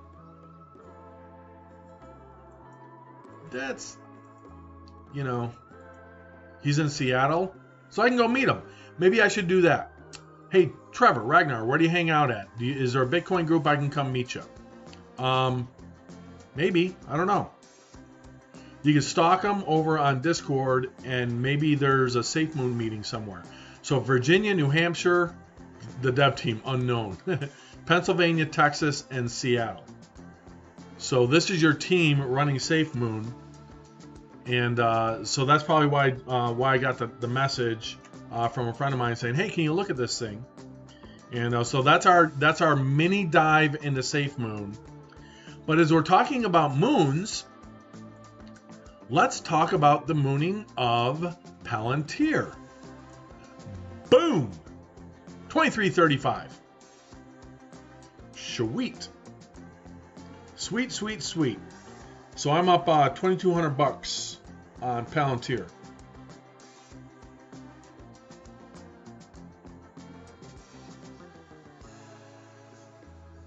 Thank you, Palantir.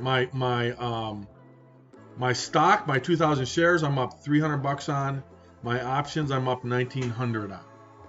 So you guys know that whole story. What was I down? What was the most I was down on Palantir?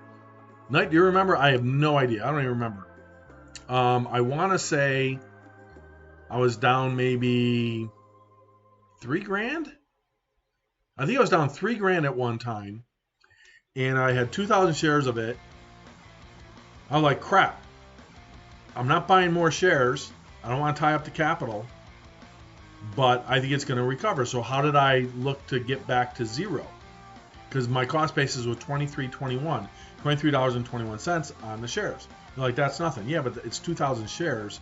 So I'm up 300 bucks. I looked at options and I looked at, okay, what date could I go out to give me time based on all this stuff in the market as it goes like this, right? Options. So I purchased 35 call options with a strike price of I think it would hit $24. May 21st expiration of this year, and those things are now up 64.3%. So and I don't think it's done yet. It got all the way up. It wicked all the way up to 63 or 2337. Oh, this is a daily chart. Like shit, what are you doing here? Look at the 3-minute chart. It got up to 2337, so it's right at its high of the day on the 3-minute. Okay. What did Intel end up doing? Same thing, 6307. Boeing pulled back.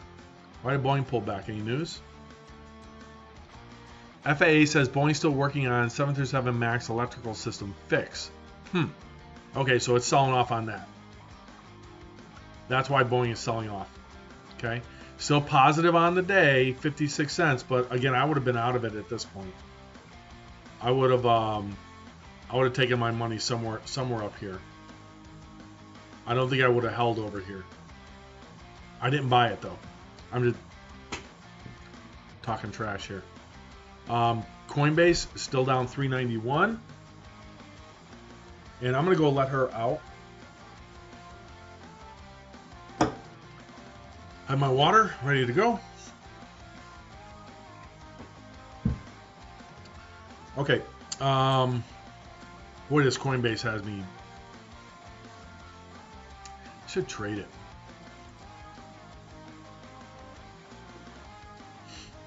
Let me see overall on my day, because I'm down in my retirement accounts too. Down $177 in one, and the other one I'm down a little bit more, 176. So down 353 there, and up 1998. So overall on the day, I'm up $1,645 in unrealized gains though, because I'm not selling anything.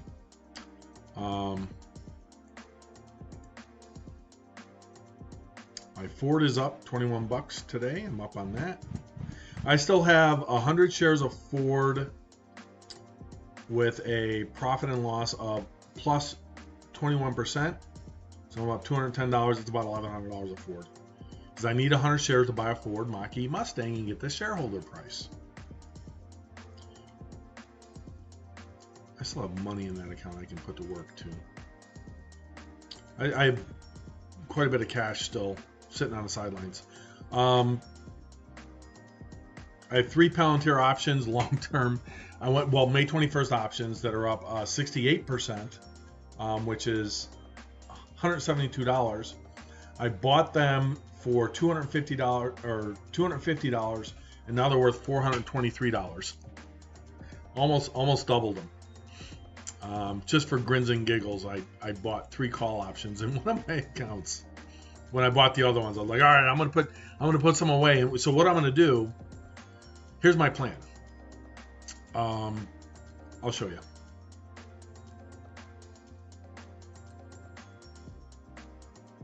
So the 3 Palantir options I have that are now worth $424. What I want to do is I eventually want to roll those, and I want to keep rolling them and rolling them and rolling them into other options, into other Palantir options, later dates. So I'm going to try a strategy on those. Is kind of what the plan is. Okay, market's pulling, is still doing well, but still down on the day. So Dow is down 90 points. The NASDAQ, however, is up 39 points. So we had to turn on the NASDAQ. And the S&P is flat, down 1.1, but ascending. It's on a nice little up channel here as the VIX has come down to 17.2 off of its high of 17.9. So it's dropped 0.7. And Palantir just ripped.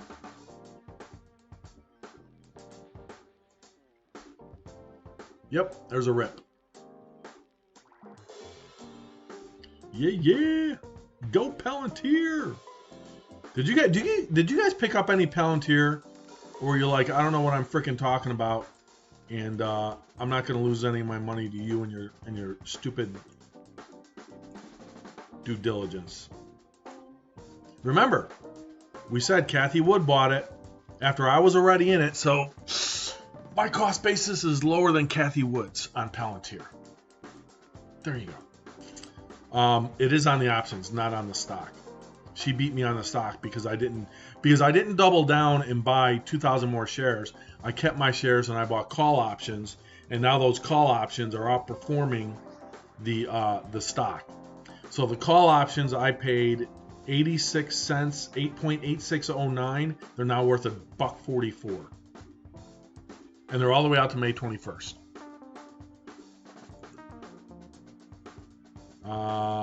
Oh, my loss on Palantir was 3,000. Okay, there you go. So my loss on, so Knight says my loss was 3,000.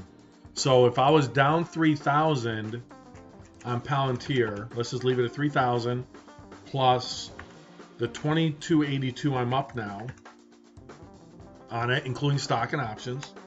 That is a $5,282 move on $51,000 worth of stock. So there you go. So my overall gain, because I had so much stock, is 4.82%.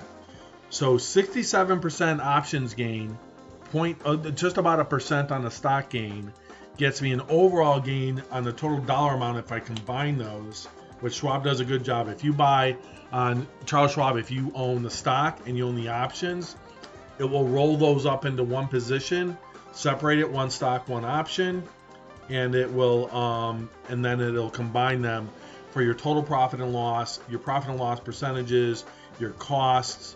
It doesn't give you a day change, but you get the day change on each of them individually. You do get a day change. You don't get it. What is this one? Day change.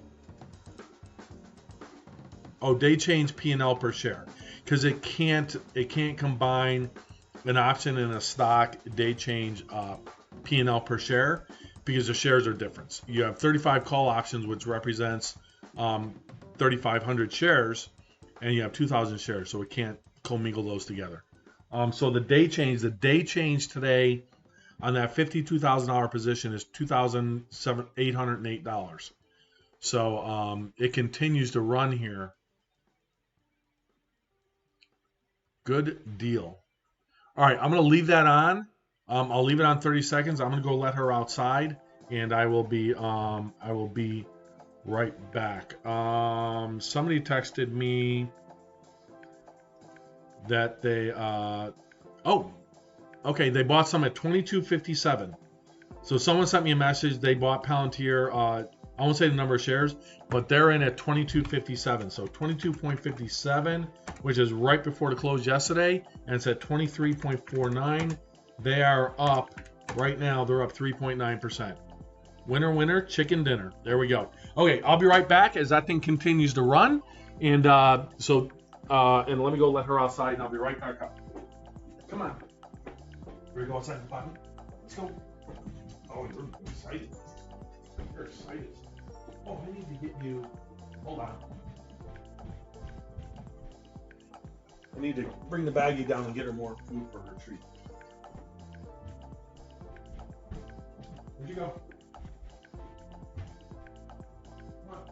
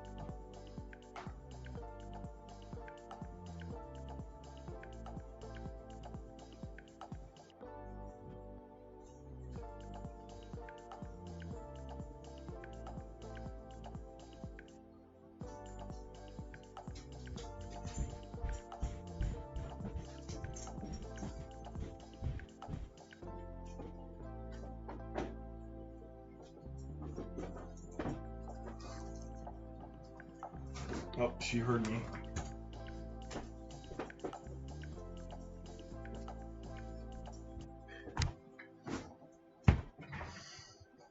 So I'm going to tell you guys, let's see. So pull back a little bit, 2346. I have a DDP program. And DDP, you guys won't know what it stands for because I just made it up this second. Dog distraction program. The ball. So she's sitting right on my side. I filled up her treat bag, which is basically just dog food, but she's a dog, so she don't know the difference. And she's been really good this morning. Ready? Is this what you want? Sit. Shake. Shake. Up. Shake. Sit. Up. Up. Down. Up. Get it. She's such a good dog. But dogs are basically as good as you train them. So put the time in if you get a dog, especially when they're younger, and it will reap rewards after rewards after rewards. So hey, good job on the buy on Palantir.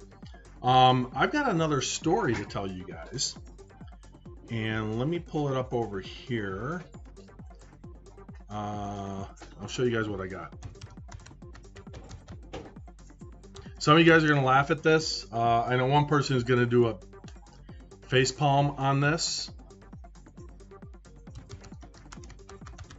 So as everybody knows on the channel, I'm looking to sell my house. And let me find it here.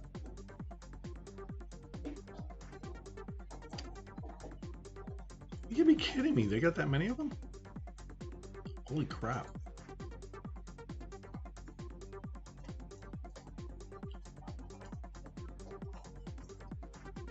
I forgot to bring my coffee cup down there.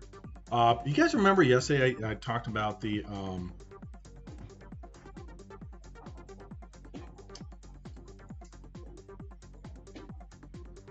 pressure washer? Remember that? Oh my goodness. Pull up. Is this one it? Yeah, I think this is it.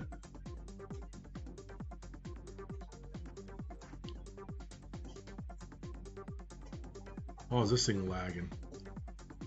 All right. So my pressure washer yesterday went to clean out the carburetor about a month and a half ago, and the gas had destroyed the carburetor the first time. I took it to a local dealer, like 2 blocks away from my house, and they fixed it. I forget what they charged me because it was like 3-4 years ago.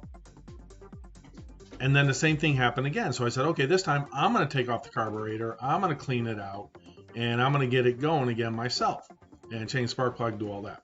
I didn't buy the spark plug yet. Went to take off the carburetor, got the carburetor off. In the process of taking the carburetor off, one of the bolts into the block sheared off. Why? Because the freaking dealer put Loctite on it. That's why it probably froze. They put Loctite on it. That's my guess, hypothetically. So I couldn't get the bolt out. So then I tried to drill it and had some issues with that. I was going to buy a Healy thing and an insert thing, which I'd never done. Well, in doing that, there was a piece on there that was aluminum attached to all the stuff above it on top of the carburetor, and it cracked and it broke. And at that point I was like, I'm done. I'm done. And so what does done mean to me? Because I need to power wash stuff. I got stuff to do. Market, Dow down 87, NASDAQ up 26, S&P down 2.5. So what did I do? You guys know what I did.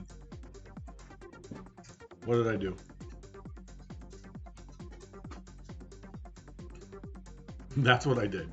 I'm like, I'm freaking done. I am done with this. I don't know how to do it. I already screwed it up. So I went over to Home Depot And oh, I got something funny to show you guys. Hold on a second. Oh, it's downstairs. God darn it. Where is it? I gotta get my money clip. Hold on a second. This is funny.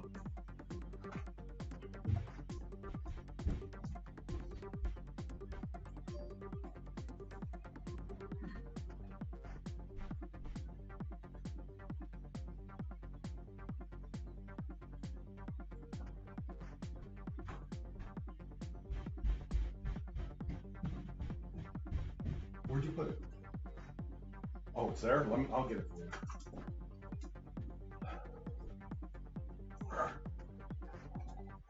There you go. Okay. So I went and bought a power washer yesterday for $449 at Home Depot.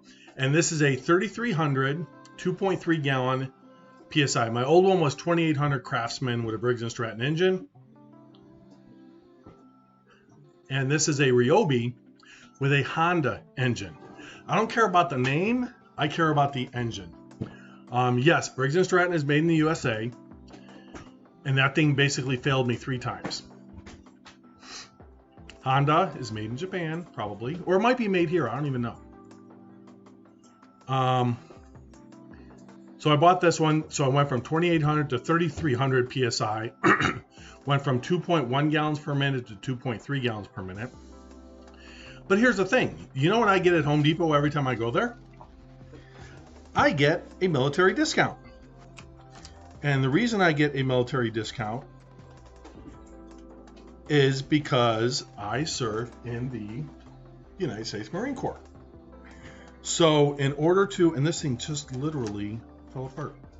But you got to prove that you were in the military. So if I can do this without messing it up, there is my old Marine Corps ID from when I got out for the individual Ready Reserve. I was active duty, and so that's back in the day. This is from 1988. And expired 14 October 1991. So I was able to, and I have to cover up my social. They put social security numbers on the cards back then. So there's that stuff there. And yeah, so that's my old Marine Corps ID. And what that does is every time I go to Home Depot, I get 10% off. Guess how much the tax is in Washington State? It's 10%. So I basically save the tax every time I go to Home Depot. So I paid $449 for a power washer. I was able to power wash the my driveway. I'll show you what I power washed. I was able to do the driveway, the sidewalks, and all the way up to the side of the house. I still got to do the deck today. So which way do I want to go? So I'll go this way. This way, yeah. So there is the focus. The front of the house. Why won't it focus? It wants to focus on me. It doesn't want to find the focus, does it? There's all the red mulch. Power wash driveway. That doesn't want to focus on it. All that. There's the side of my house. There's the back. Deck. So I still got to do the deck today. So that's what I got to finish off on, is the deck. But it's power wash. And so what did I do with my other power washer? The one that's broken. The one that, if you look at the, and look, this is a time thing. Oh, check this out. Come on, focus. Dog sitting on the couch.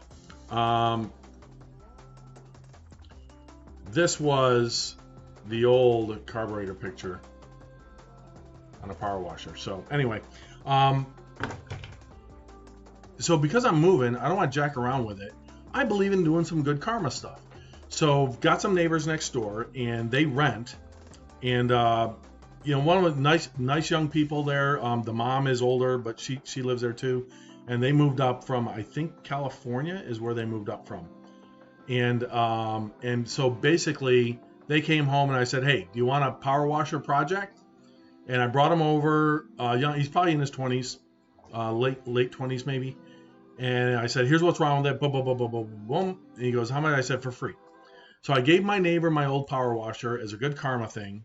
And I told him if he wants to borrow the pressure disc, the power washer round pressure disc that you should use when you're power washing. It only took me like 2.5 hours to do my driveway, all the sidewalks going up the side of the house, and I did all the curbs as well. And because I had already edged and mulched, and so the front and the side of the house are completely done, ready to go for the sale. 100%, I don't need to do a single thing outside there. In the backyard, I still have to finish power washing the deck, power washing the patio stairs that go down, and then I have to move where I'm getting a new fence because I sold the back part of my property to a developer for $23,000. And so my fence line will match the rest of my neighbors. Right now mine goes out like this and then goes over. And I've got RV parking in my back. I just sold that to a developer. And I don't have the money yet, and I didn't sign the papers yet, but for $23,000, because they're going to develop everything back behind me. And so to match up my fence line with the rest, I figured out what his phone number was, and basically they're going to pay me for that back part of my lot for $23,000, and it's not going to affect my house price at all. I'll actually make the same amount of money. So it's definitely a benefit. And that RV parking is going to go away, because eventually that's just going to be part of a sidewalk. So even if the next person bought my house would only be able to park an RV there, maybe the next year and a half, until they start developing behind me. So winner chicken dinner on that one too. I got a text. Let's see here. Let me read it. Somebody else went red mulch too. Yeah, red mulch looks amazing. What I was looking for, and my son agreed too, was that red mulch. Let's see here.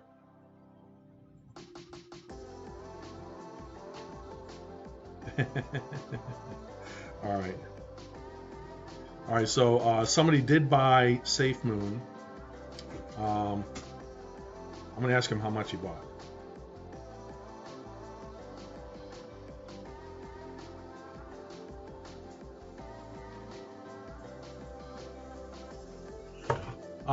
So that's my power washer story, and what did that say?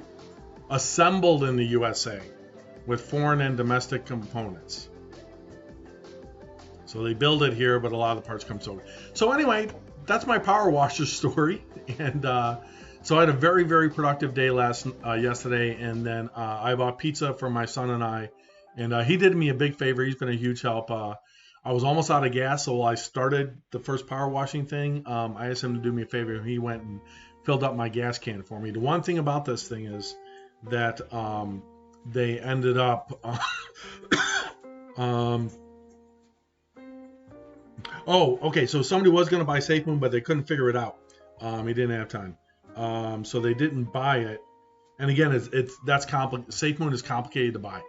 Maybe I'll look at doing a little bit of that and throw $100 in it. I don't know. But the power washer, I'm super happy with that. And my son got me the one thing about the engines. So the one thing about the engines on these are already clicked off of it. Let's go back to the S&P 500, get these guys off of there. You have to put in gas with no greater than 10% ethanol. If you put in 15% ethanol, it'll destroy the engine. I'm convinced that 10% destroys it too. So if you've got some Stable, or I've got some other stuff that I use, an additive, I add to it. And then Ryobi recommends during storage that you blow it out with this pump stuff. And I will show you that. Pump Saver or something like that. Pump Saver Power Washer. They say that if you store it, you should here it is right here. You should buy some pump saver. I already have some in my cart. But this pump saver stuff is what you're looking at, and then what you do is you basically put it in there and then blow it out, and then you store it, and it will protect the components. So it's pump protector is what it's called, and you can grab that. So I'm going to do that. I'm going to buy some of that, and then when I'm done here, once I get my new house and I get that set up, I'm sure whatever I buy will have to be power washed first, and then I will buy the pump stuff at that time for $6, and I will store it and try and do it properly to save that engine so I can use it for the next whatever. I ended up having that. My last power washer lasted me, let's see, moved up here from California in 2011, late 2011. I probably had that power washer 7-8 years, and it basically blew up twice now. He'll probably be able to get it going. He's going to need to replace the carburetor because part of it cracked. He goes, yeah, that's a common carburetor. I should be able to pick that out. I say, you probably will. I just don't want to put in the time. My time is too valuable for me, and to spend a day and a half trying to source parts, figure out what I need, replace it, then do it, not screw it up. And I still had the issue with the insert, and I would have to spend $60 on new drill bits and the inserts to be able to do that. I've never done inserts before. I could have posted possibly to Facebook or flown my brother out here to fix it, and bring his tools from Chicago. And thank you for the offer, by the way. But it was cheaper for me and time-wise because I have this big-ass list I got to get through to sell my house. It was a quicker and easier fix for me versus my time to simply buy a new power washer and go that route. And then knowing that I didn't post on Facebook that I was going to give it away, I probably would have tried to list it for like $50 and let somebody do a project. What I decided to do is do something nice for somebody else. I gave it to my neighbor for free, let them fix it. And I even offered my Surface Disc when they get it working, if they get it working. And I've given them a couple other things too here and there. Just do nice things for people. Look, if you're fortunate in life, and by fortunate in life, all that really means is being kind to others and helping others out when you can. That's all that means. They're nice folks. They're not a problem. I like them. They're very, very helpful. Another example is I've got a front fence in front of my house that goes down one of my walkways. They leaned up this metal thing that they put on back of their truck for their work, and they leaned it up and it bent the fence. And I talked to him about it like 3 weeks ago. I said, hey, can you guys get your landlords to maybe come out and do it? And he goes, no, they sell these things at Home Depot with a fence straightener, and I'll go get one and put it in. I'm like, Florida, I didn't know these things existed. I didn't know it was a thing. And so you basically, I'll use this as an example. Here's the post, and you put this sleeve, it has a sleeve that wraps the post, and you pound it into the ground, and now you've got a straight post. So they went ahead and picked up one of those and fixed it. Didn't get the landlord involved.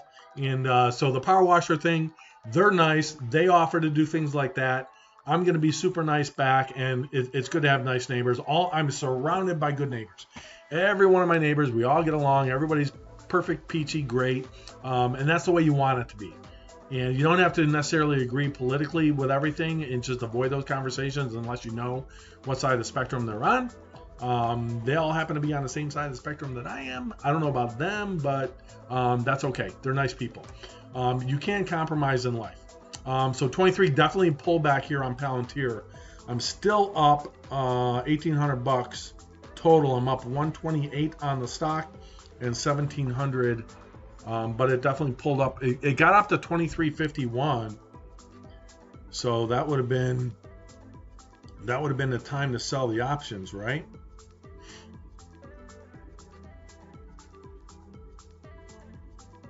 If I was going to sell them, which I'm not. Why would I do that? Oh, that's why, 4 decimal places. I'm looking at the shares trade, and they're trading 4 decimals, which is dark pool institutions. All right, Coinbase still hanging out. There's 307 consolidating. What? That's only a 30-second chart. Don't freak out. Go to the 3-minute, and that's nothing. Starting to pop back up a little bit. Again, Coinbase is not going to be delisted. So here's the crap. Look at this. Here's the news on Coinbase. I'm gonna type it in, and this is how you confirm how much these markets are manipulated and how much regular brokerage firms and stuff don't like the stock. Go to TradingView. The last story is yesterday's story on Deutsche Bank is going to delist Coinbase. So people still don't realize. Look what I had to do to find it. Okay, 7:53 a.m. At 7:35 a.m., update number 4, Deutsche Bank said on Wednesday it would delist Coinbase shares. Mizuho starts Coinbase Global at neutral with $285 price target. Yeah, go screw you. Deutsche Börse said on Thursday Coinbase shares can continue to be traded and will not be delisted. So that news is already out, but it didn't hit over here. So maybe now, and that literally just came out a little while ago.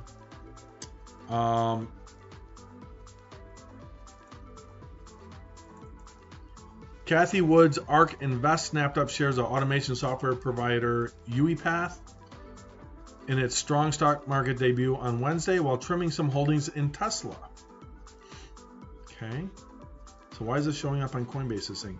Oh, the ARK Next Gen Internet ETF and the ARK Innovation ETF also bought a total of 247,717 shares of crypto exchange Coinbase, which went public last week, which we knew about that last week. The Innovation ETF sold 163,000 shares in Tesla to buy the Coinbase. And it wasn't all of their Tesla. So they did not, ARK did not exit Tesla and sell it all. So Kathy Wood now owns Coinbase. We own Coinbase. I bought it before her. Look at that, slam down, huh?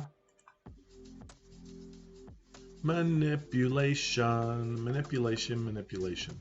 Let's get into something more positive here. Palantir. And of course, she owns Palantir on Tuesday's close as well. So Tuesday, where did that close? Oh, let's get rid of externals here. Sorry. Way past 7:30. And we're going to end the stream here in a little while here. All right, so here we are, 22nd, 21st, 20th, at the close.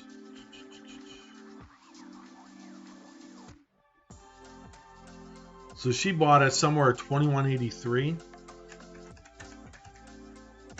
Divide into 2335. So since Kathy Wood bought all those shares of Palantir, they're up 6.5%.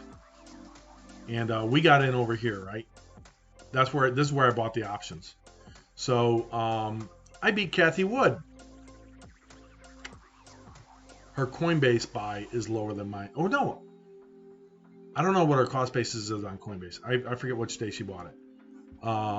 But I beat her on Palantir. Should open up my own hedge fund. We'll call it the Sonar Crypto How to Lose Your Money ETF. That's what we'll call it. Okay. Again, don't follow my advice. You'll lose all your money. Yeah, I was looking at Reddit, and lots of people are having trouble trying to buy it. SafeMoon, you need to offer your firstborn child to get some. Yeah, so on SafeMoon, that's a good point, Knight. And when you look at that and you say, you know, how to buy it, you know, again, this is who you're buying it from. There you go. The how to buy, download the app, Trust Wallet. Purchase BNB, Binance Coin, or BSC. I don't know what BSC is. Oh, my friend says he was hoping I would be able to teach him the way. I will. I'll look at this on a how to buy, and but it's going to take some time to figure it out. Then go to the dApps tab at the bottom, find Pancake Swap. iPhone users may need to enable the Trust browser. I have an Android phone. Click select a currency, enter this contract address into the search field, and you should be able to find SafeMoon. Okay. Before swapping, click on the cogwheel and set the slippage to between 11 and 12%. So they're giving you instructions on how to do this, but they're not telling you why. Now set the amount you want to purchase and press the swap button. Confirm the transaction and HODL. So, long story short, get a wallet, buy BNB. Then go to the dApps tab on Trust Wallet, select a currency. Well, you got to find PancakeSwap first on the dApps tab. Then enter in and select a currency. Then enter in and copy and paste this address to find SafeMoon. Then swap it. But before swapping, go to the cogwheel, which is your settings, and set the slippage between 11 and 12%. Now set the amount you want to purchase and swap the swap button. Confirm the transaction and HODL. Here's how to buy it on MetaMax. Alternatively, here's some useful guides created by our... Here's the infomercial. Oh, this is going to play.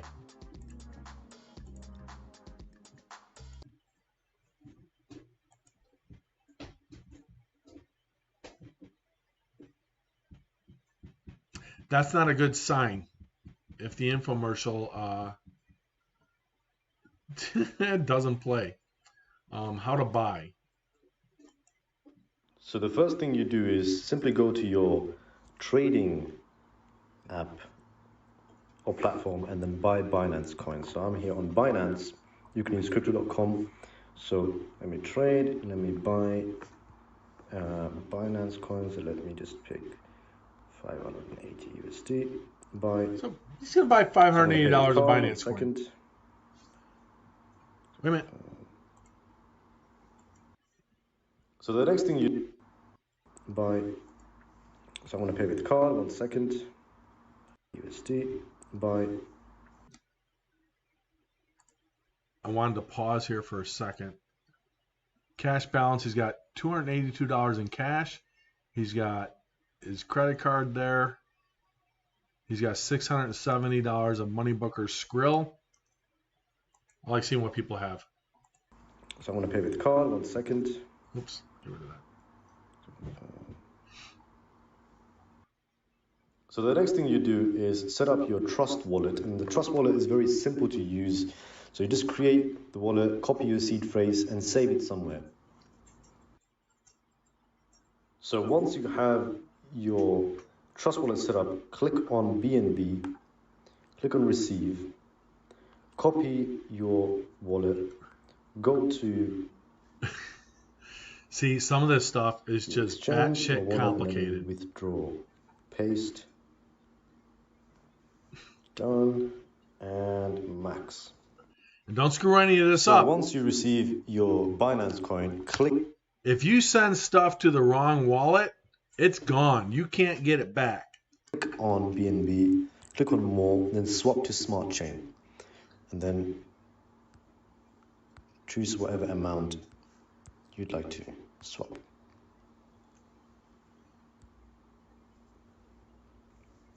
All right. So look at all these steps. So the next thing would be to add the browser page if you haven't already. So on Android, I think it should be by default, but on iOS, you need to do it through an enable link. So you click this link here. The link is in the bio. And then you click on allow on the prompt, and then you have access to this. So once you're here, you look for PancakeSwap, and you click on Connect, Trust Wallet, and you should be connected. So once you get to this page here, you can select a currency. Now SafeMoon won't be here, so you need to go to CoinMarketCap, scroll all the way down here to Contract, copy the address here, go back here, paste the address. Okay, so when it says copy the contract address, that's same as the instructions on the SafeMoon side where it said copy the address. That address represents the smart contract on the chain. So it's not somebody's personal address, so the money's not going to them. This is the smart contract. Every smart contract carries under DeFi its own address. Done. This is complicated shit. Pick SafeMoon, and then click max and swap. Oh, wait. You need to go to the slipping tolerance. I almost forgot that. I put it to 11. Oh, hold on a second. So he didn't do his slippage first. Hold on. Slipping tolerance. And then click max. So we click max. So again, we're talking about $580 here. 1, 2, 3. 1, 2, 3. 1, 2, 3. 11 billion safe moons. But he screwed up. He didn't set his slippage first. I think he hit swap first. Let's see.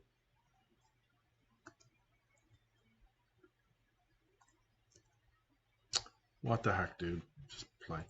And swap. Oh, so by the way, before that, you need to go to... Okay, he didn't confirm it. I almost forgot that. I put it to 11. And close that. So he set his slippage to 11%. Confirm swap. Ah! Okay, had to subtract for fee. The transaction cannot succeed due to error, pancake router, insufficient output amount. That's probably an issue with one of the tokens you're swapping. So I'm gonna have a little issue there. So let's do 0.6. So he's got, okay. So what he did there is he reduced his BNB from max. He reduced the amount of decimal places on the BNB, and he did my Schwab just logged me out, timed me out. Give me a second. So he reduced it to 1. What Schwab? What are you doing here?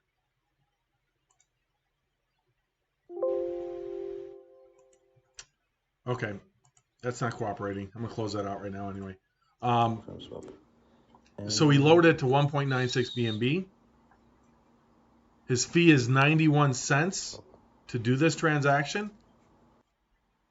And this is how we get SafeMoon on our wallet. So I got 9.4 billion. How we get SafeMoon on our... Okay, so he's got 1, 2...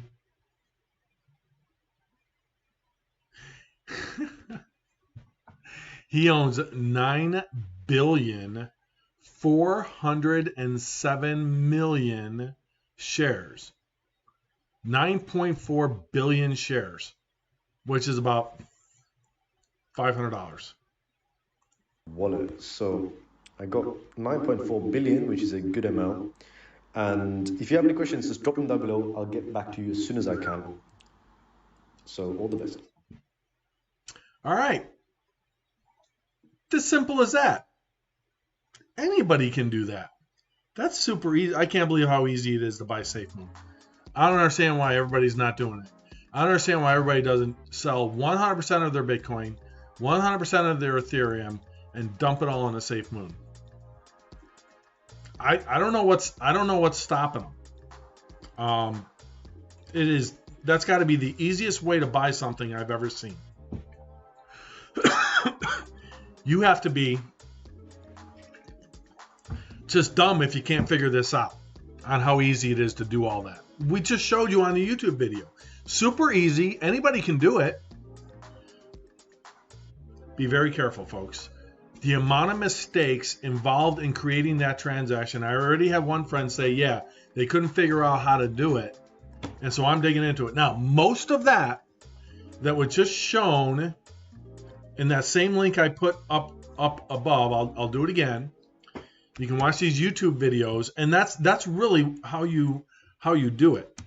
And this guy bought 10.8 billion and put $500 into it. Let's see here. Apparently, people were having trouble getting it on Trust Wallet. People kept getting a workout indicating they were out of it, getting an error. Even this guy seems to having trouble. Not a good sign. Okay, Knight, yes, absolutely, not a good sign. However, caveat. His mistake and the reason why he figured this out. So let's go back. I'll show you where the mistake was, because if someone was looking to buy this, I'll show you exactly what you need to do to avoid a mistake. We're going Android, I to think, should be by default. pull this back up. iOS, you need to do it, and I'll find out where he did it. So you need to go to the address and swap. Okay. All right. So he sets up Trust Wallet. He moves money from his account or his credit card or wherever he's moving his money from over to Trust Wallet. He buys BNB. So he bought BNB. He used a dollar amount figure, $580. Instead of saying, hey, if it's $237 a share, let's just buy 2 BNB. No, he bought 1.97483. So now let's watch what happens. Oh, by the way, before that, you need to go to your slipping. He does a slippage. Okay. So now he's got the error code. So let's go to the error code. Okay, so here's his error when he tried to swap it over to SafeMoon. Darn it, come on. Here's his pardon me. Here's his error code. Cough drop. On the Pancake router, this is probably the error night that you were talking about that everybody was getting. So what he then did was, I would recommend if you do this, don't do it in a dollar amount. Do it, express it in terms of a dollar amount of BNB. So if you type in BNB, and I'll go to BNB crypto, BNB on Binance, Binance Coin Tether. That's fine. All right, so Binance is at 575. So, oh, wait a minute, BNB. Oh, that's an old, holy crap. I was like, why is the price so different? So it's 575. So at the time that he did this, Binance Coin was at 237. Binance Coin has doubled since then. That's not the point. The point is the dollar amount he's looking at. So what he then does is, in order to get it to clear and the transaction to go through, he reduces it down to 2 decimal places.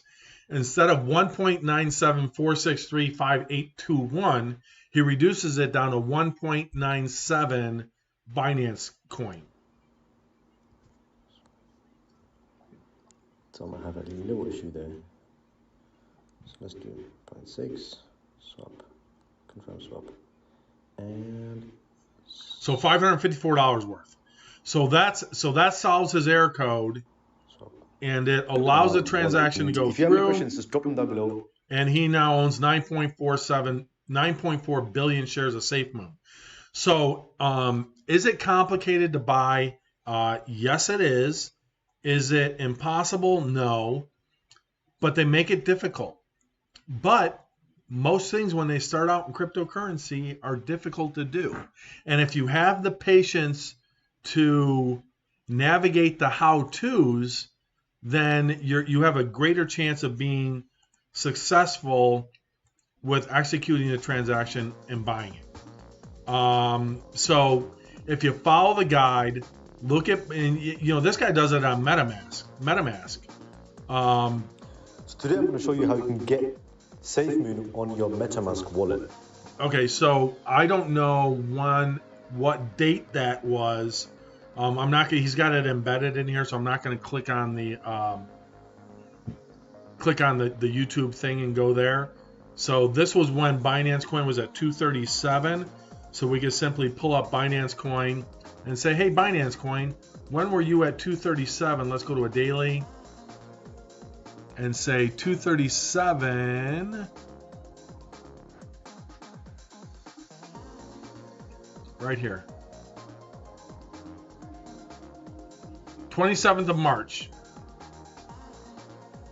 So it's basically doubled since the 21st of March when they made that video. Ballpark that range, somewhere in that range, somewhere in March, somewhere in the last quarter they made that video on how to buy SafeMoon. So be careful on that. That would be something that there are some videos on how to buy it. It is a little bit complicated to buy it. So that part there definitely makes sense that it's not easy to do. But you know, if you wanted to participate in it, you could. So there you go. I have hold on a second here. Okay. I thought my YouTube was frozen. Ew. Okay, there we go. All right, that's working fine. I thought it was. AC3. Oh, somebody said good morning to me. Good morning. Thanks for this. Can you talk about cryptos? I think Bitcoin and ETH are a fake out, and we are pulling back more. Sure. AC3. I'm not sure if you're still there or not. Apologies. Just saw this. My screen froze over there.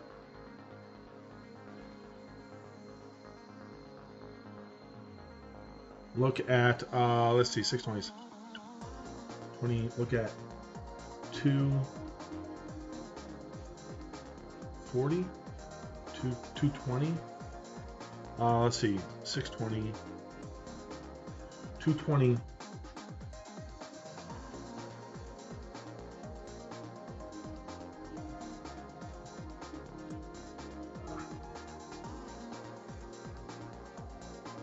Okay, I don't know. AC3, I'm not sure if you're still over there or not, but he says that, or she says, I think it's a he's got a dog.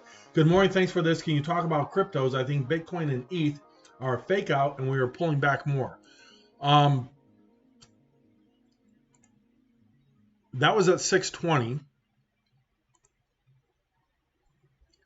And let's see here, 620. We're right here at 2560. We're at 2594. I'm going to go to a 1 hour chart for this. We just showed an example on SafeMoon and how to buy it, and how a lot of that goes on a smart contract operating on PancakeSwap. You got to buy BNB Binance Coin first before you can swap it into SafeMoon using a PancakeSwap. So Pancake is another token that allows swapping between. So SafeMoon is basically yield farming. So they're basically going to take your money and lend it out, I believe, for projects. I got to read the white paper completely to figure some of that out. Everybody's talking about, because it's all over Twitter, may have already had its run, but it does not look like an easy thing to buy. Bitcoin. So I'm going to preface this with telling you before I start this that I am almost 93% portfolio of Ethereum and about 7% only on Bitcoin. So I'm about 7% on Bitcoin, 93% of my portfolio is in Ethereum, and Ethereum has outperformed Bitcoin over the last year and over the last 3 months. Bitcoin over the last 3 months is down 7%. Ethereum over the last 3 months is up 31%. Ethereum is going to keep passing Bitcoin. I think it's a better buy. The dominance on Ethereum right now, go to CoinMarketCap and you look at the Bitcoin dominance. Bitcoin is at 49.7% dominance. What that means is the total market capitalization of the entire cryptocurrency space, if it's at 100%, Bitcoin makes up 49.7% of that. Ethereum makes up 14.5% of it. So while Bitcoin carries $1 trillion market cap, Ethereum carries a $297 billion market cap. The next closest one is BNB, Binance Coin, at $87 billion. Okay? With that said, now we'll go into because of contracts, swaps, all the smart cap contracts, Bitcoin is going to be held as a stable of value, as a store of value, much like gold, except it's digital, right? Doesn't exist.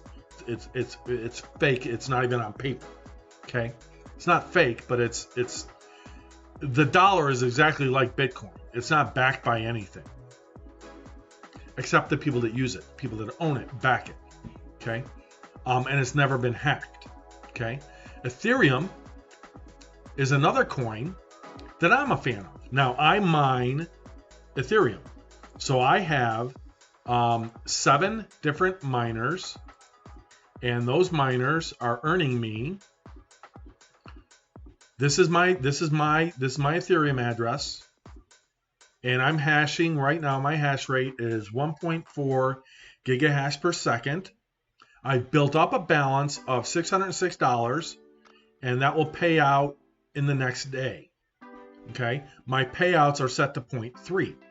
All right, I have 7 different miners that are mining, and right now that earns me an income of a little over 2 Ethereum per month, which is about $5,300. So I can look at my profit every day. My last electric bill was $865. So I take 5341, I subtract 865, that gives me 4476.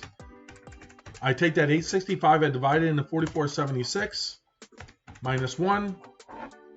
I'm currently operating live right now today at an 80% profit margin on my mining rigs. Okay, so I like Ethereum over Bitcoin, and it's rewarded me handsomely because of that. I don't think it's a fake out in terms of the next fake out. I think the next pullback, it got up to 64,000. So if we crawl back up to there, but Ethereum looks to be wanting to separate from Bitcoin. Look at Bitcoin from the 17th of April. Look at Ethereum. Notice the difference. Let's go out further. Let's go out 4-hour chart. Bitcoin. Ethereum. See the difference there? 4-hour chart. Bitcoin. Ethereum. Let's go out to a daily chart. A little tougher to see here now. Bitcoin. Okay, pull back from 64. Watch this. See that? That's what they call divergence. Okay, so like we have the moving average, convergence, divergence down here. It's called the MACD. Ethereum, in only my unprofessional, only been in the space 45 years, Ethereum is diverging from Bitcoin. And the further it diverges, the greater it's going to trade on its own merits. Ethereum is still tied to Bitcoin in terms of they're the 2 largest cryptocurrencies. I believe Ethereum has been, over the last year, diverging and separating from Bitcoin. The proof in that is the charts. The proof in that is the lowering of Bitcoin dominance and the increasing of Ethereum dominance. You hear the term DeFi, decentralized finance. You hear the term smart contracts. A ton of smart contracts don't run on Bitcoin. They run on the Ethereum blockchain. And that's why when you look at the GUI, which is the transaction fees that are charged, that's why up here they give the Bitcoin dominance, $2 trillion market cap, 9,400 crypto coins, including tokens, 369 different exchanges, Binance, COINBASE, etc. Bitcoin dominance 49.7%. Ethereum is up to 14.5% dominance. And the GUI, which is the ETH gas, is at 132. That's basically transaction fee. I know this stuff is complicated, folks. You need to read up on this stuff. Like if you wanted to, don't take my word for it. Again, you're going to lose all your money. If you want to learn about Ethereum,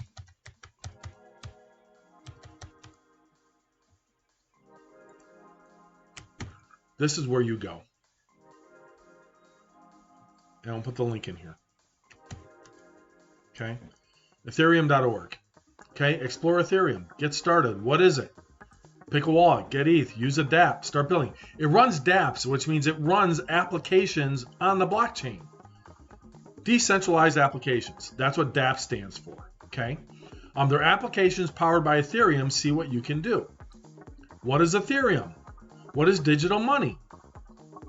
A fair financial system. Explore DeFi. Billions of people can't open bank accounts, but you know what they can do? They can buy Ethereum using an app. Okay? Because there are 369 different exchanges around the world that allow you to do cryptocurrency.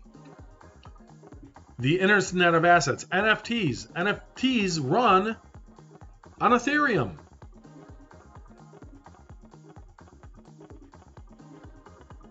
This is my play. This is my cryptocurrency play. Now, can you make a ton of money on SafeMoon? Hell, I don't know. I'll probably put a few $100s into it and take a look.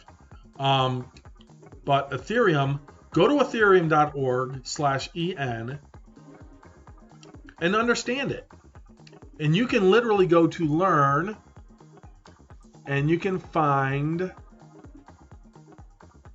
well, you should be able to. Here it is, Ethereum white paper. A white paper is basically the instruction sheet for what Ethereum is designed to do, not do, and the why you should like it. Now, watch this. I'm going to scroll.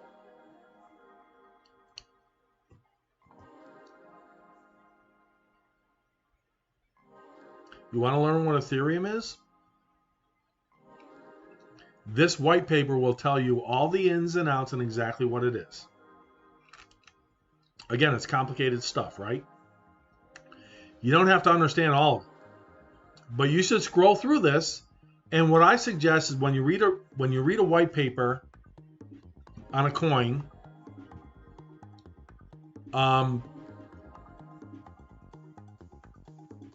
smart property, you know, what I want to do, I want to possibly look at buying a property in Wyoming and putting it on the blockchain. Novel idea, right? What are you, nuts? You're going to lose your house. No, I won't. Even if I did, I'd just create and buy a new one. All right. So a white paper is a set of instructions on Ethereum. So if you want to learn about that, you can start there, but start at ethereum.org and go through some of this stuff and do some research on it. Don't listen and rely on guys like me to tell you why they like something. And, well, if he likes it, I'm going to buy it all in. YOLO. You only live once. But at the same time, you know, who is it? Graham Stephan has 10% of his portfolio in cryptos. And he even said he wasn't buying real estate earlier this year. He was taking his money and putting it into crypto. I don't know when he got into it. I'm sure he has millions more assets than I do in it.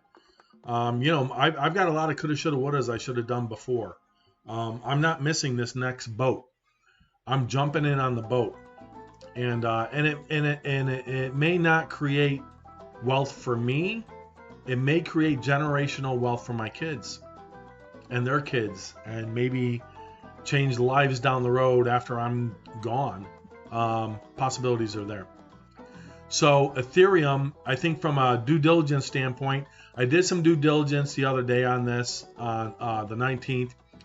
I drew a little mini support line here, and I said, okay, if it pulls back, it could pull back to 2406 or so. I think I set. Yeah, I have no alerts on Ethereum, but I said, okay, might pull back to 2038 or so. That was then. This is now. We broke through that. I did due diligence over here, and I said, okay, it may pull back to 1900. It may pull back to 1673. It may pull back to 1483. Again, the last 3 buys I did on Ethereum this year, in addition to all my mining Ethereum, I've been mining since late 2017. All the buys I've done on Ethereum, I've not sold a single share of Ethereum. I've not bought any additional Bitcoin. I bought Ethereum at 1246. I bought Ethereum at 1450. And I bought Ethereum in March at 1588.1. So I did buys in January, February, and March. I did not do a buy in April, but I missed the dip. If you look at the dips, the dip, and you look at the dips in, whoops, let me go to 1 hour here. And you look at the dips in March, Or this is still April, sorry. Unbelievable. Here we go. I bought Ethereum in January. I bought Ethereum in February on this dip. I bought it in March on this dip. I screwed up and I did not buy any at 2043 on this dip in April. We just missed the April dip, folks. Now, if you've been part of this channel over the last couple months, you'll know that I talked about these dips every single month. Third week or so, right? What week are we in? 1, 2, 3. This year, the third week of each month, it's dipped. Why? Options expiration. Okay. It dipped, it bottomed. I had the due diligence there on Monday, and I didn't buy. What that suggests is the next time it pulls back, it might only pull back to support levels of 2,400 or so. So AC3 over there on YouTube, if you're watching this later on or coming back to the stream, I apologize. I did not see your text earlier. I do apologize for that. You know, I said back a couple months ago in March, I think I said, hey, I easily see 2,500 on Ethereum. I know I was talking about it back in February and March when it was 1,700. I was like, easy, 2,500 all day long. It's going to 2,500. I think I might have even said I might see it at the end of this year at 2,500. I don't remember. I don't think it's clipped, but we're in new territory. And you've got people where Knight, you knew about SafeMoon, and this was, and I had another friend talking to me about SafeMoon. I'm not on Twitter right now. I got banned on Twitter. I haven't tried to go back into it, so I don't care. As I continue to grow this channel, yes, I do realize I need to get some more socials in there, but you guys are in on the front run of this, so you're getting good stuff here. As I hone my skills, hopefully. That's the goal here. So we're at 2610 on Ethereum. The divergence is already in, man. Ethereum is starting to separate from Bitcoin. I think, and I personally believe, Ethereum is going to continue to outperform Bitcoin. I believe that. Why? Because in my opinion, the use case is greater for Ethereum than it is for Bitcoin. Okay? Just the way it is. All right? Just the way it is. All right. So this is where we're at on this. So Ethereum, man, it's breaking new highs, man. 2651 is where it hit before, and that hit it today. So it wicked out up here. Go to 3-minute chart. Sorry about that. It literally just hit its high on the day.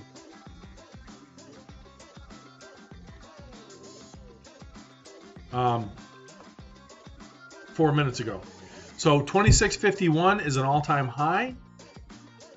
Would I buy it right now? Well, again, I think I called it before. I said, I see Ethereum at 10,000 all day long. It's just a matter of when it's going to hit it, in my opinion, not if. Does that mean we'll have pullbacks between now and then? Yeah, sure, absolutely. And I've not sold a single Ethereum on any dips. All I've done is add to my position every single month, except for April. I blew it. I should have bought some and added some on Monday. I don't know if I'm going to get a $2,400 chance again. Let me go over to a 15-minute chart here, and let me set. Dude, right here. 23. We're going to set alert at 2401.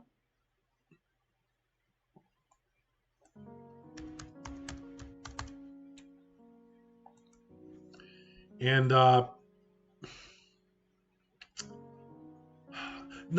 with that said, yes, I missed buying the dip, right, this month. I'm averaging up on it, though. I want to own more Ethereum.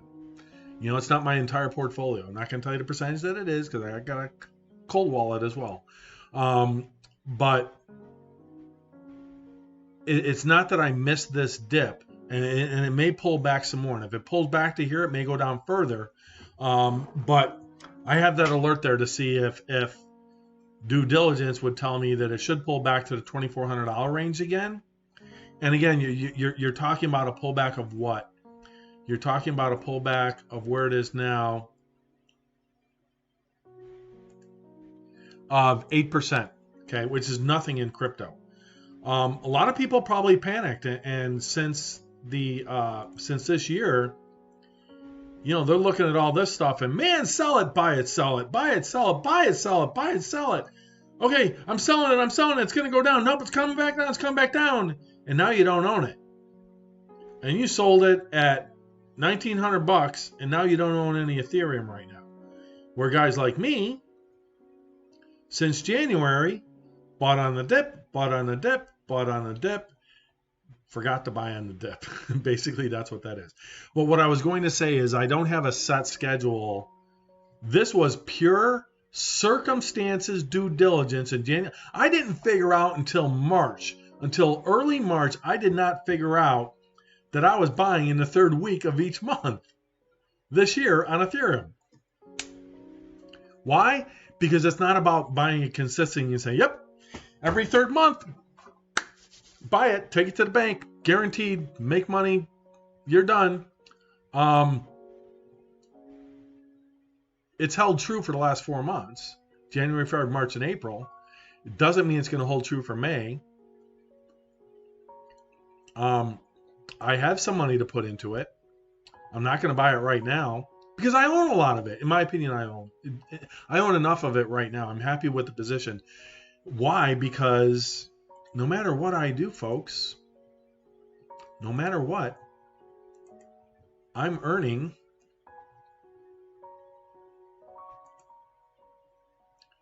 $2 Ethereum every month, no matter what the price is. I'm basically buying $5,300 of Ethereum every single month. Every single month. And because of that, now I've got to pay taxes on that. And the way the taxes work, it works on the payment side.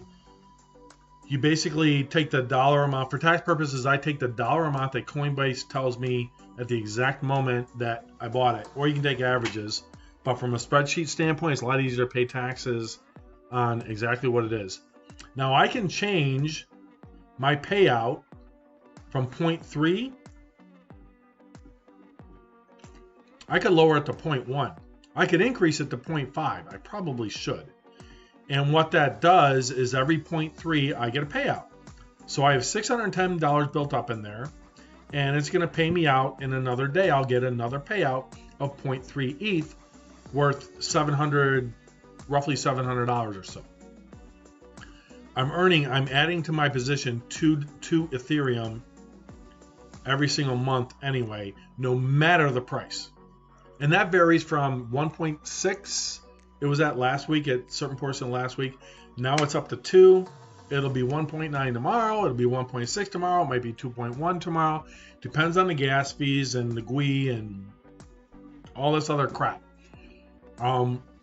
I don't worry about it. What I do is I do the maintenance on my miners when I need to. I look for 1.4 gigahash is where my cards are optimized to perform. I have 7 different computers mining Ethereum.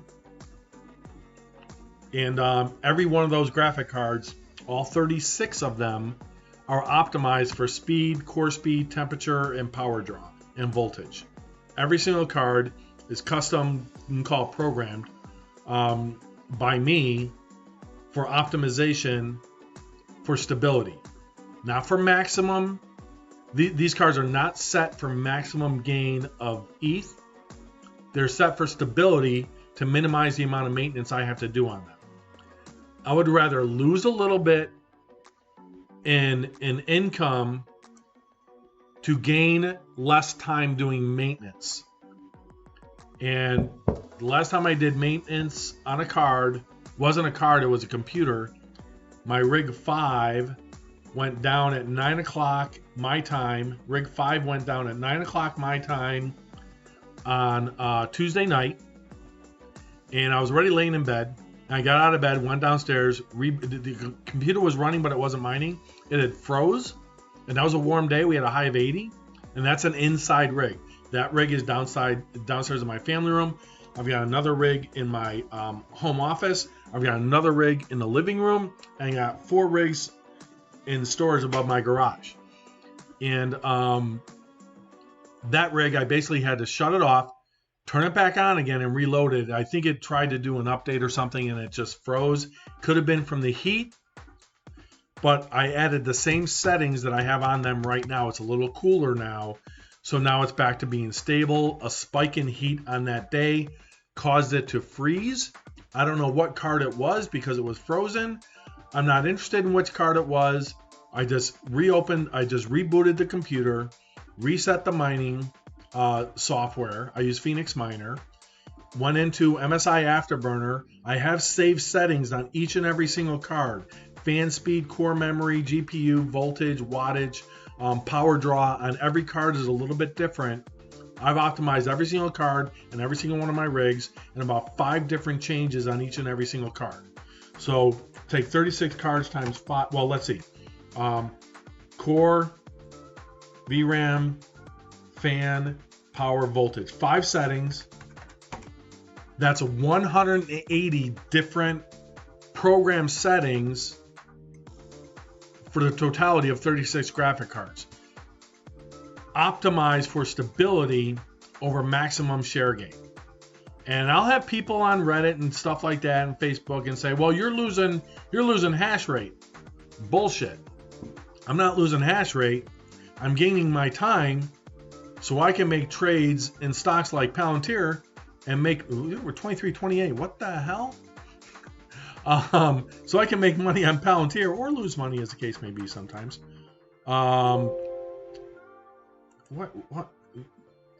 It says Street Smart Edge is running and it's not. All right, bear with me a second here. Control Alt Delete. Task Manager. 1 second, you guys.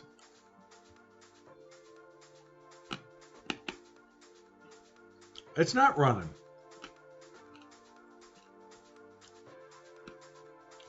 Oh, there it is. Okay, boom, end task. All right, that's done.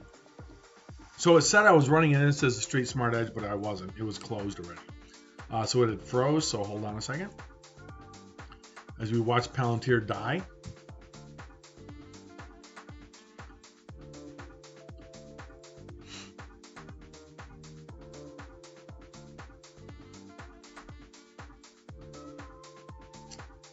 And I've got to drag this down. Hold on.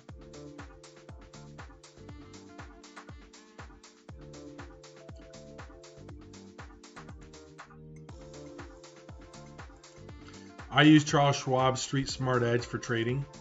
I use TradingView for my charting software. VIX is up to 17.3. And I will show you guys some. Schwab, you are killing me right now. You're absolutely freaking killing me. It could be because I have all this crap open. So hold on. I'm going to close this window completely.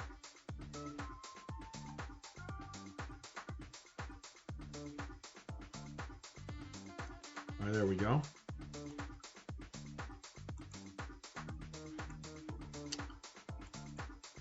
And the here's a TradingView link. I'm going to put this on Twitch.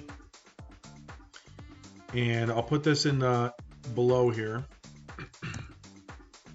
And if you want free charting software, TradingView is free. Click on the link I just put in the chat over there on Twitch. Or it's basically, or you can go www.tradingview.com and then Crypto Sonar. But if you click the link below and you end up purchasing a subscription, I get a little cash on it. So you can help out me in the channel with paying for all this equipment I have on here. Okay, so right now we have the Dow down 76. No news on Palantir. Could be people taking profits on the day. That's exactly what it is.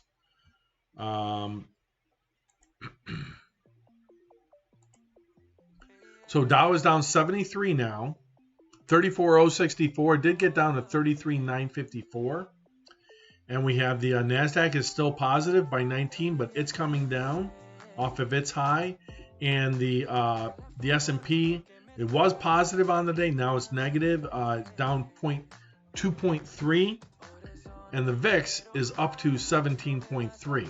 So it's had an increase. It only got down as low as 17 though, so a 0.3 increase. I'm still up on the day. My overall Palantir profit is at 14. I'm up plus $1,400. All right, folks. I believe. Let me see if there's anything else here.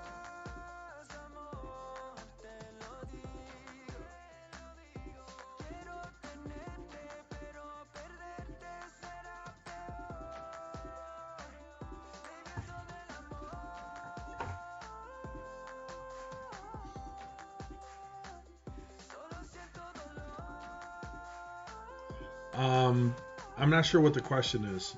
What's the difference between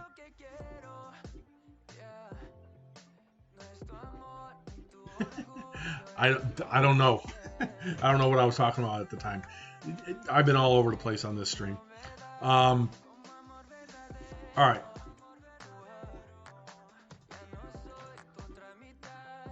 Palantir, what are you doing? 3-minute chart, so it's less ugly. So it gave a sell at 22.39. Get the 1 minute here. All right, forming. It looks like he wants to form this base in the 20s here. Resistance 27, 24 cents, 27. Support 17, 18 cents. Confirmed over here again. So this is probably momentum day traders pulling some profits out as they go to lunch. They're on lunch. It's noontime.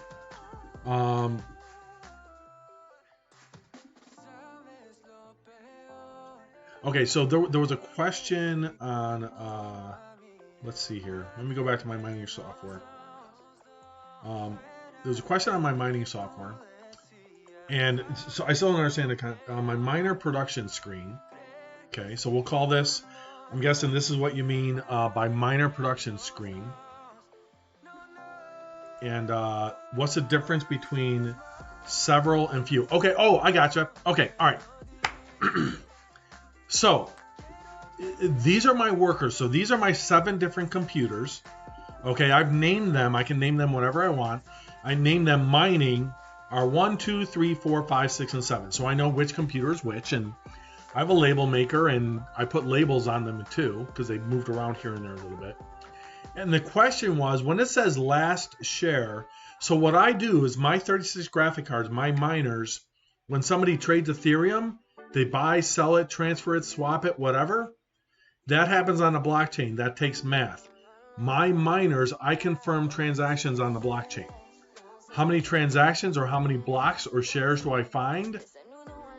1,000 an hour. I don't get paid 1,000 an hour. That's not what I get paid. Okay, I confirm because all of my workers are combined with every other worker. Each worker represents a set of graphic cards. Like Mining Rig 7 has 4 graphic cards. Mining Rig 6 has 4 graphic cards. Mining Rig 5 has 6. Mining Rig 4 has 6. Mining Rig 3 has 6.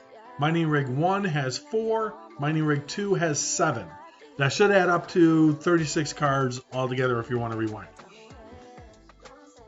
So the number of shares that it finds, the workers, when it says 11 minutes ago, several minutes ago, it just means my pool, nano pool, which takes a 1% development fee of my profits.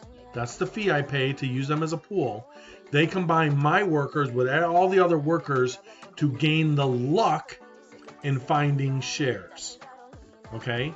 It's a luck game on the number of shares you find. And that's why the number of shares varies for me between 900 on the low side into the thousands on the high side. And you'll see that consistency.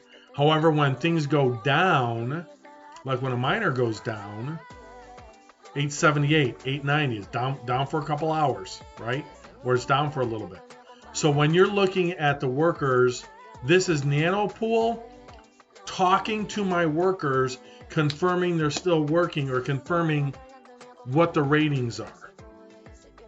So several minutes ago means the last time it checked in. That's all. It doesn't affect the mining at all. It sends specific commands to my miner saying, hey, what are your averages here? How are you working? I can force reload, like I just did. And now it all says a few minutes ago, several minutes ago. All it does is this is what my mining software tells me I'm mining. If the now number is greater than the reported number, that means my luck in finding shares is better. Okay? So if I'm hashing 128.7 megahash per second on mining rig 1, my luck is currently at 153 megahash. Mining rig 2, 253 is the actual speed or the megahash per second that it's mining. My luck is actually 306. 201, 187. 157, 153. 174, 136. 300, 238, 186, 187. Where that comes into play. My reported hash rate is 1.4 gigahash or 1,403 megahash per second. The average over the last 6 hours is 1411. So if I'm hashing 1403, my luck the last 6 hours has been better than what I'm hashing. My current right now live this second is 1360. Okay, so my computers are actually hashing at 14.3 as reported a few minutes ago because each one of these is a different computer. Okay. All right, cool.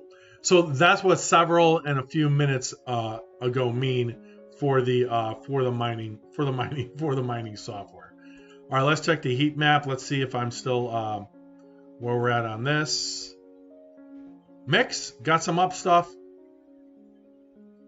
AT&T is up. Verizon's down. Netflix down again. Tesla down. Amazon down. Facebook down. Google down. Microsoft down. Apple down. All the chip makers are down.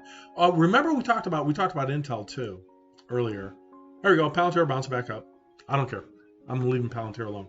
Let's talk about Intel. Remember we talked about Intel this morning, and we were looking at a 30-second chart, and we were saying, hey, it was consolidating, and we're at this range right here. This is when we were looking at it.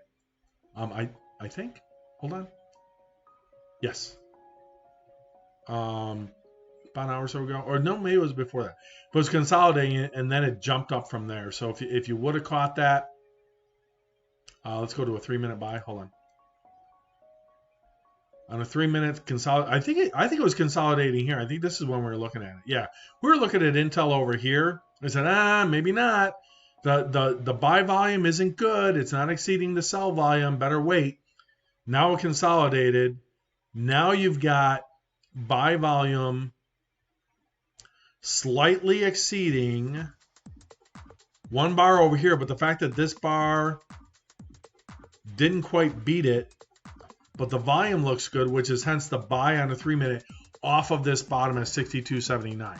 But again, Intel reports earnings after the close today. I won't be here for that, but you could have made a play. Good. This was good technical analysis I did over here, saying, hey, be careful with this one. Don't buy it. It did run up, so you could have played that. We were talking about, 1,000 shares, right? So if you would have bought it here and sold it here, we were looking for 38 cents on 500 shares. Got up only 20 cents. Versus, if you picked the bottom over here and bought, let's say you missed it here, same 20 cents. So each run off the buy signal on the 3-minute has been a 20-cent gain, which on 500 shares would have got you I don't know why I'm doing math. Sorry about that. 20 cents, simple math. Would have gotten you $100. 20-cent move on 500 shares of Intel is $100. Okay. So 1,000 shares, I would have needed, you're basically looking at a 19-cent move. I would have needed a 38-cent move to make $190. Okay. Didn't buy it though. Okay. Nvidia down. Intel down. AMD down. AMD, they report next week, the 27th. They report next week. Nvidia also reports in May. Intel reports today, and we'll have that tomorrow morning. They'll report right after the close. The numbers should come out. Estimate is for $1.15. We'll see what they say. So based on that, AMD, you can probably take a short position on AMD, and it will probably trade down after Intel reports its earnings, because it always does. And then when AMD reports its earnings, even if they blow off the quarter and they do great, it will most likely trade down. All right, Tesla down 627. Coinbase down to 305, ticking me off. Is that low of the day? Yeah, just about 304.30 is the low of the day. Palantir 20 is, it's forming this base in the 20s. Looks like it's going to range bound. I'll check it possibly for power hour. I need to relax a little bit. I'm probably going to take a nap after the stream here. I'm probably not going to power wash till after the market closes, because I want to be I want to see what's going to happen. But there you go. Okay. So Bitcoin 54,759, up 958. Ethereum up to 2620. Go ETH go. Palantir, nice gains today, up 70 cents, continuing. Unemployment numbers came out this morning. They beat by 50,000 jobs. 570, I think, is what they had. They were expecting 630, I think, something like that, somewhere around there. And then let's check the indices before we go. Dow is down 47.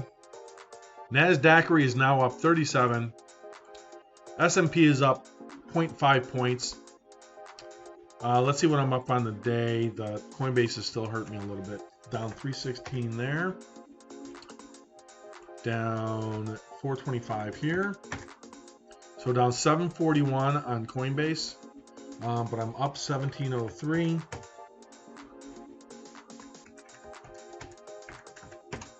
So I'm up like $1,200 on the day. I did not make any trades today. I didn't scalp anything. I didn't swing trade anything. I was looking for a pop on Palantir. I got the pop on Palantir. That's up 1,800. My ExxonMobil calls hurt me a little bit today again. Really need this thing to pop, and I need the help's got to come from oil. So light crude up 41 cents. What is Brent is up 41 cents. But ExxonMobil is trading down, as is the market. So Dow down 41, NASDAQ up 39. The S&P is now green. Look at this. We are green on the day on the S&P. That's certainly good news. That is going to do it for me today. Thanks a lot, folks. I really appreciate y'all coming in here. A lot of great questions. Again, if you're watching the end of this stream, if you're looking for Ethereum and Bitcoin due diligence, I gave my case for Ethereum. I started that at 2 hours and 20 minutes into the stream. If you go back, I did a lot of research on SafeMoon, a newer crypto. A lot of folks that was trending on Twitter talked about, and we saw an example of a guy that bought 9.8 billion shares of it at 0.000002, something like that. If it goes to $1, it'll be a billionaire. Be careful. One of my friends had asked me, how do you buy SafeMoon? They tried to buy it yesterday. It was too complicated. We watched a SafeMoon video on how to buy it. As we face palm saying, this is too hard. My brain hurts. It's not hard. You just have to understand it. It's difficult. Dumb answer. It is hard. But it can be solved. if you're good at problem solving or just following instructions on a YouTube video, you could do it. But be very, very careful. Even the guy that knows how to do it showed on his YouTube video, he's about to press swap. He's like, oops, I got to go back and do that slippage fee at 11%. So I don't know if I'll do any Safe Moon. I don't have any time to do it today. I might do it over the weekend. We'll see. I've got to get the power wash and stuff.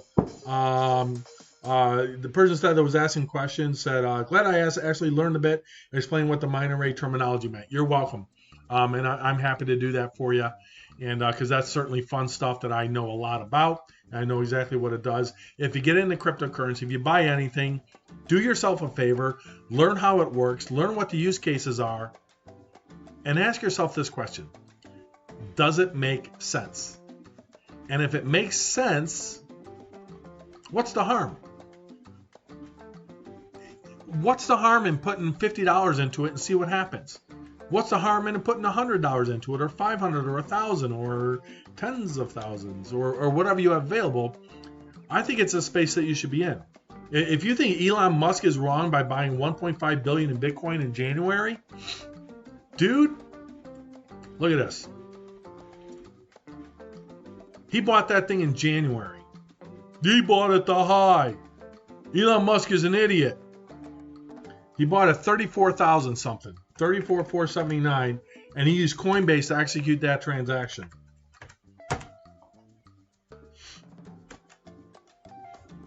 He's just about doubled. He's up like 80% on it. He's not an idiot. You've got Kathy Wood buying Coinbase in her ETFs and selling Tesla to buy it. Now, that might not have been the greatest move that she made, but it did trade down, so she probably made the right move. It did pull back. It might pull back again into the 500s. We'll see. Maybe 6. That line might have been a little too low for me the last time I did due diligence. It was at 540 on that wick. I went further back. Yeah, I went all the way back to August of 2020. And the reason I did that is if the market crashes or corrects, that's kind of the range we're looking at a drop to. Okay. So, hey, I'm glad you all learned something today. I certainly enjoyed being here. We'll leave you on Palantir, up 70 cents on the day. That's a big win for me, although it's unrealized, so it could turn around and crash tomorrow, and I could go broke. All right. Thanks for tuning in. That's going to do it for today. We will see you tomorrow morning. It's Friday. I will try and get on stream by 6:15 or at least 15 minutes before the market opens. Intel reports earnings after the close today. So Intel reports any earnings. I do not have a position in Intel. I'm sure some of you probably do. So that's going to do it for today. I'm Joseph. I'm Crypto Sonar on Twitch, YouTube, and Facebook. Drop a comment below. Hit the subscribe button on YouTube. Hit the follow button on Twitch. They both mean the same thing on Twitch. It's a follow. On YouTube, it's a subscribe. Give me a like and a comment on Facebook, if you will, as well. Comments always help and help the stream out. So thank you very much for tuning in. We'll see you tomorrow morning. I hope everything is green. Be kind to somebody. Do something nice for another person today. And make that your good karma for the day. We'll talk to you later. We'll see you all tomorrow. Thanks for tuning in. Bye now.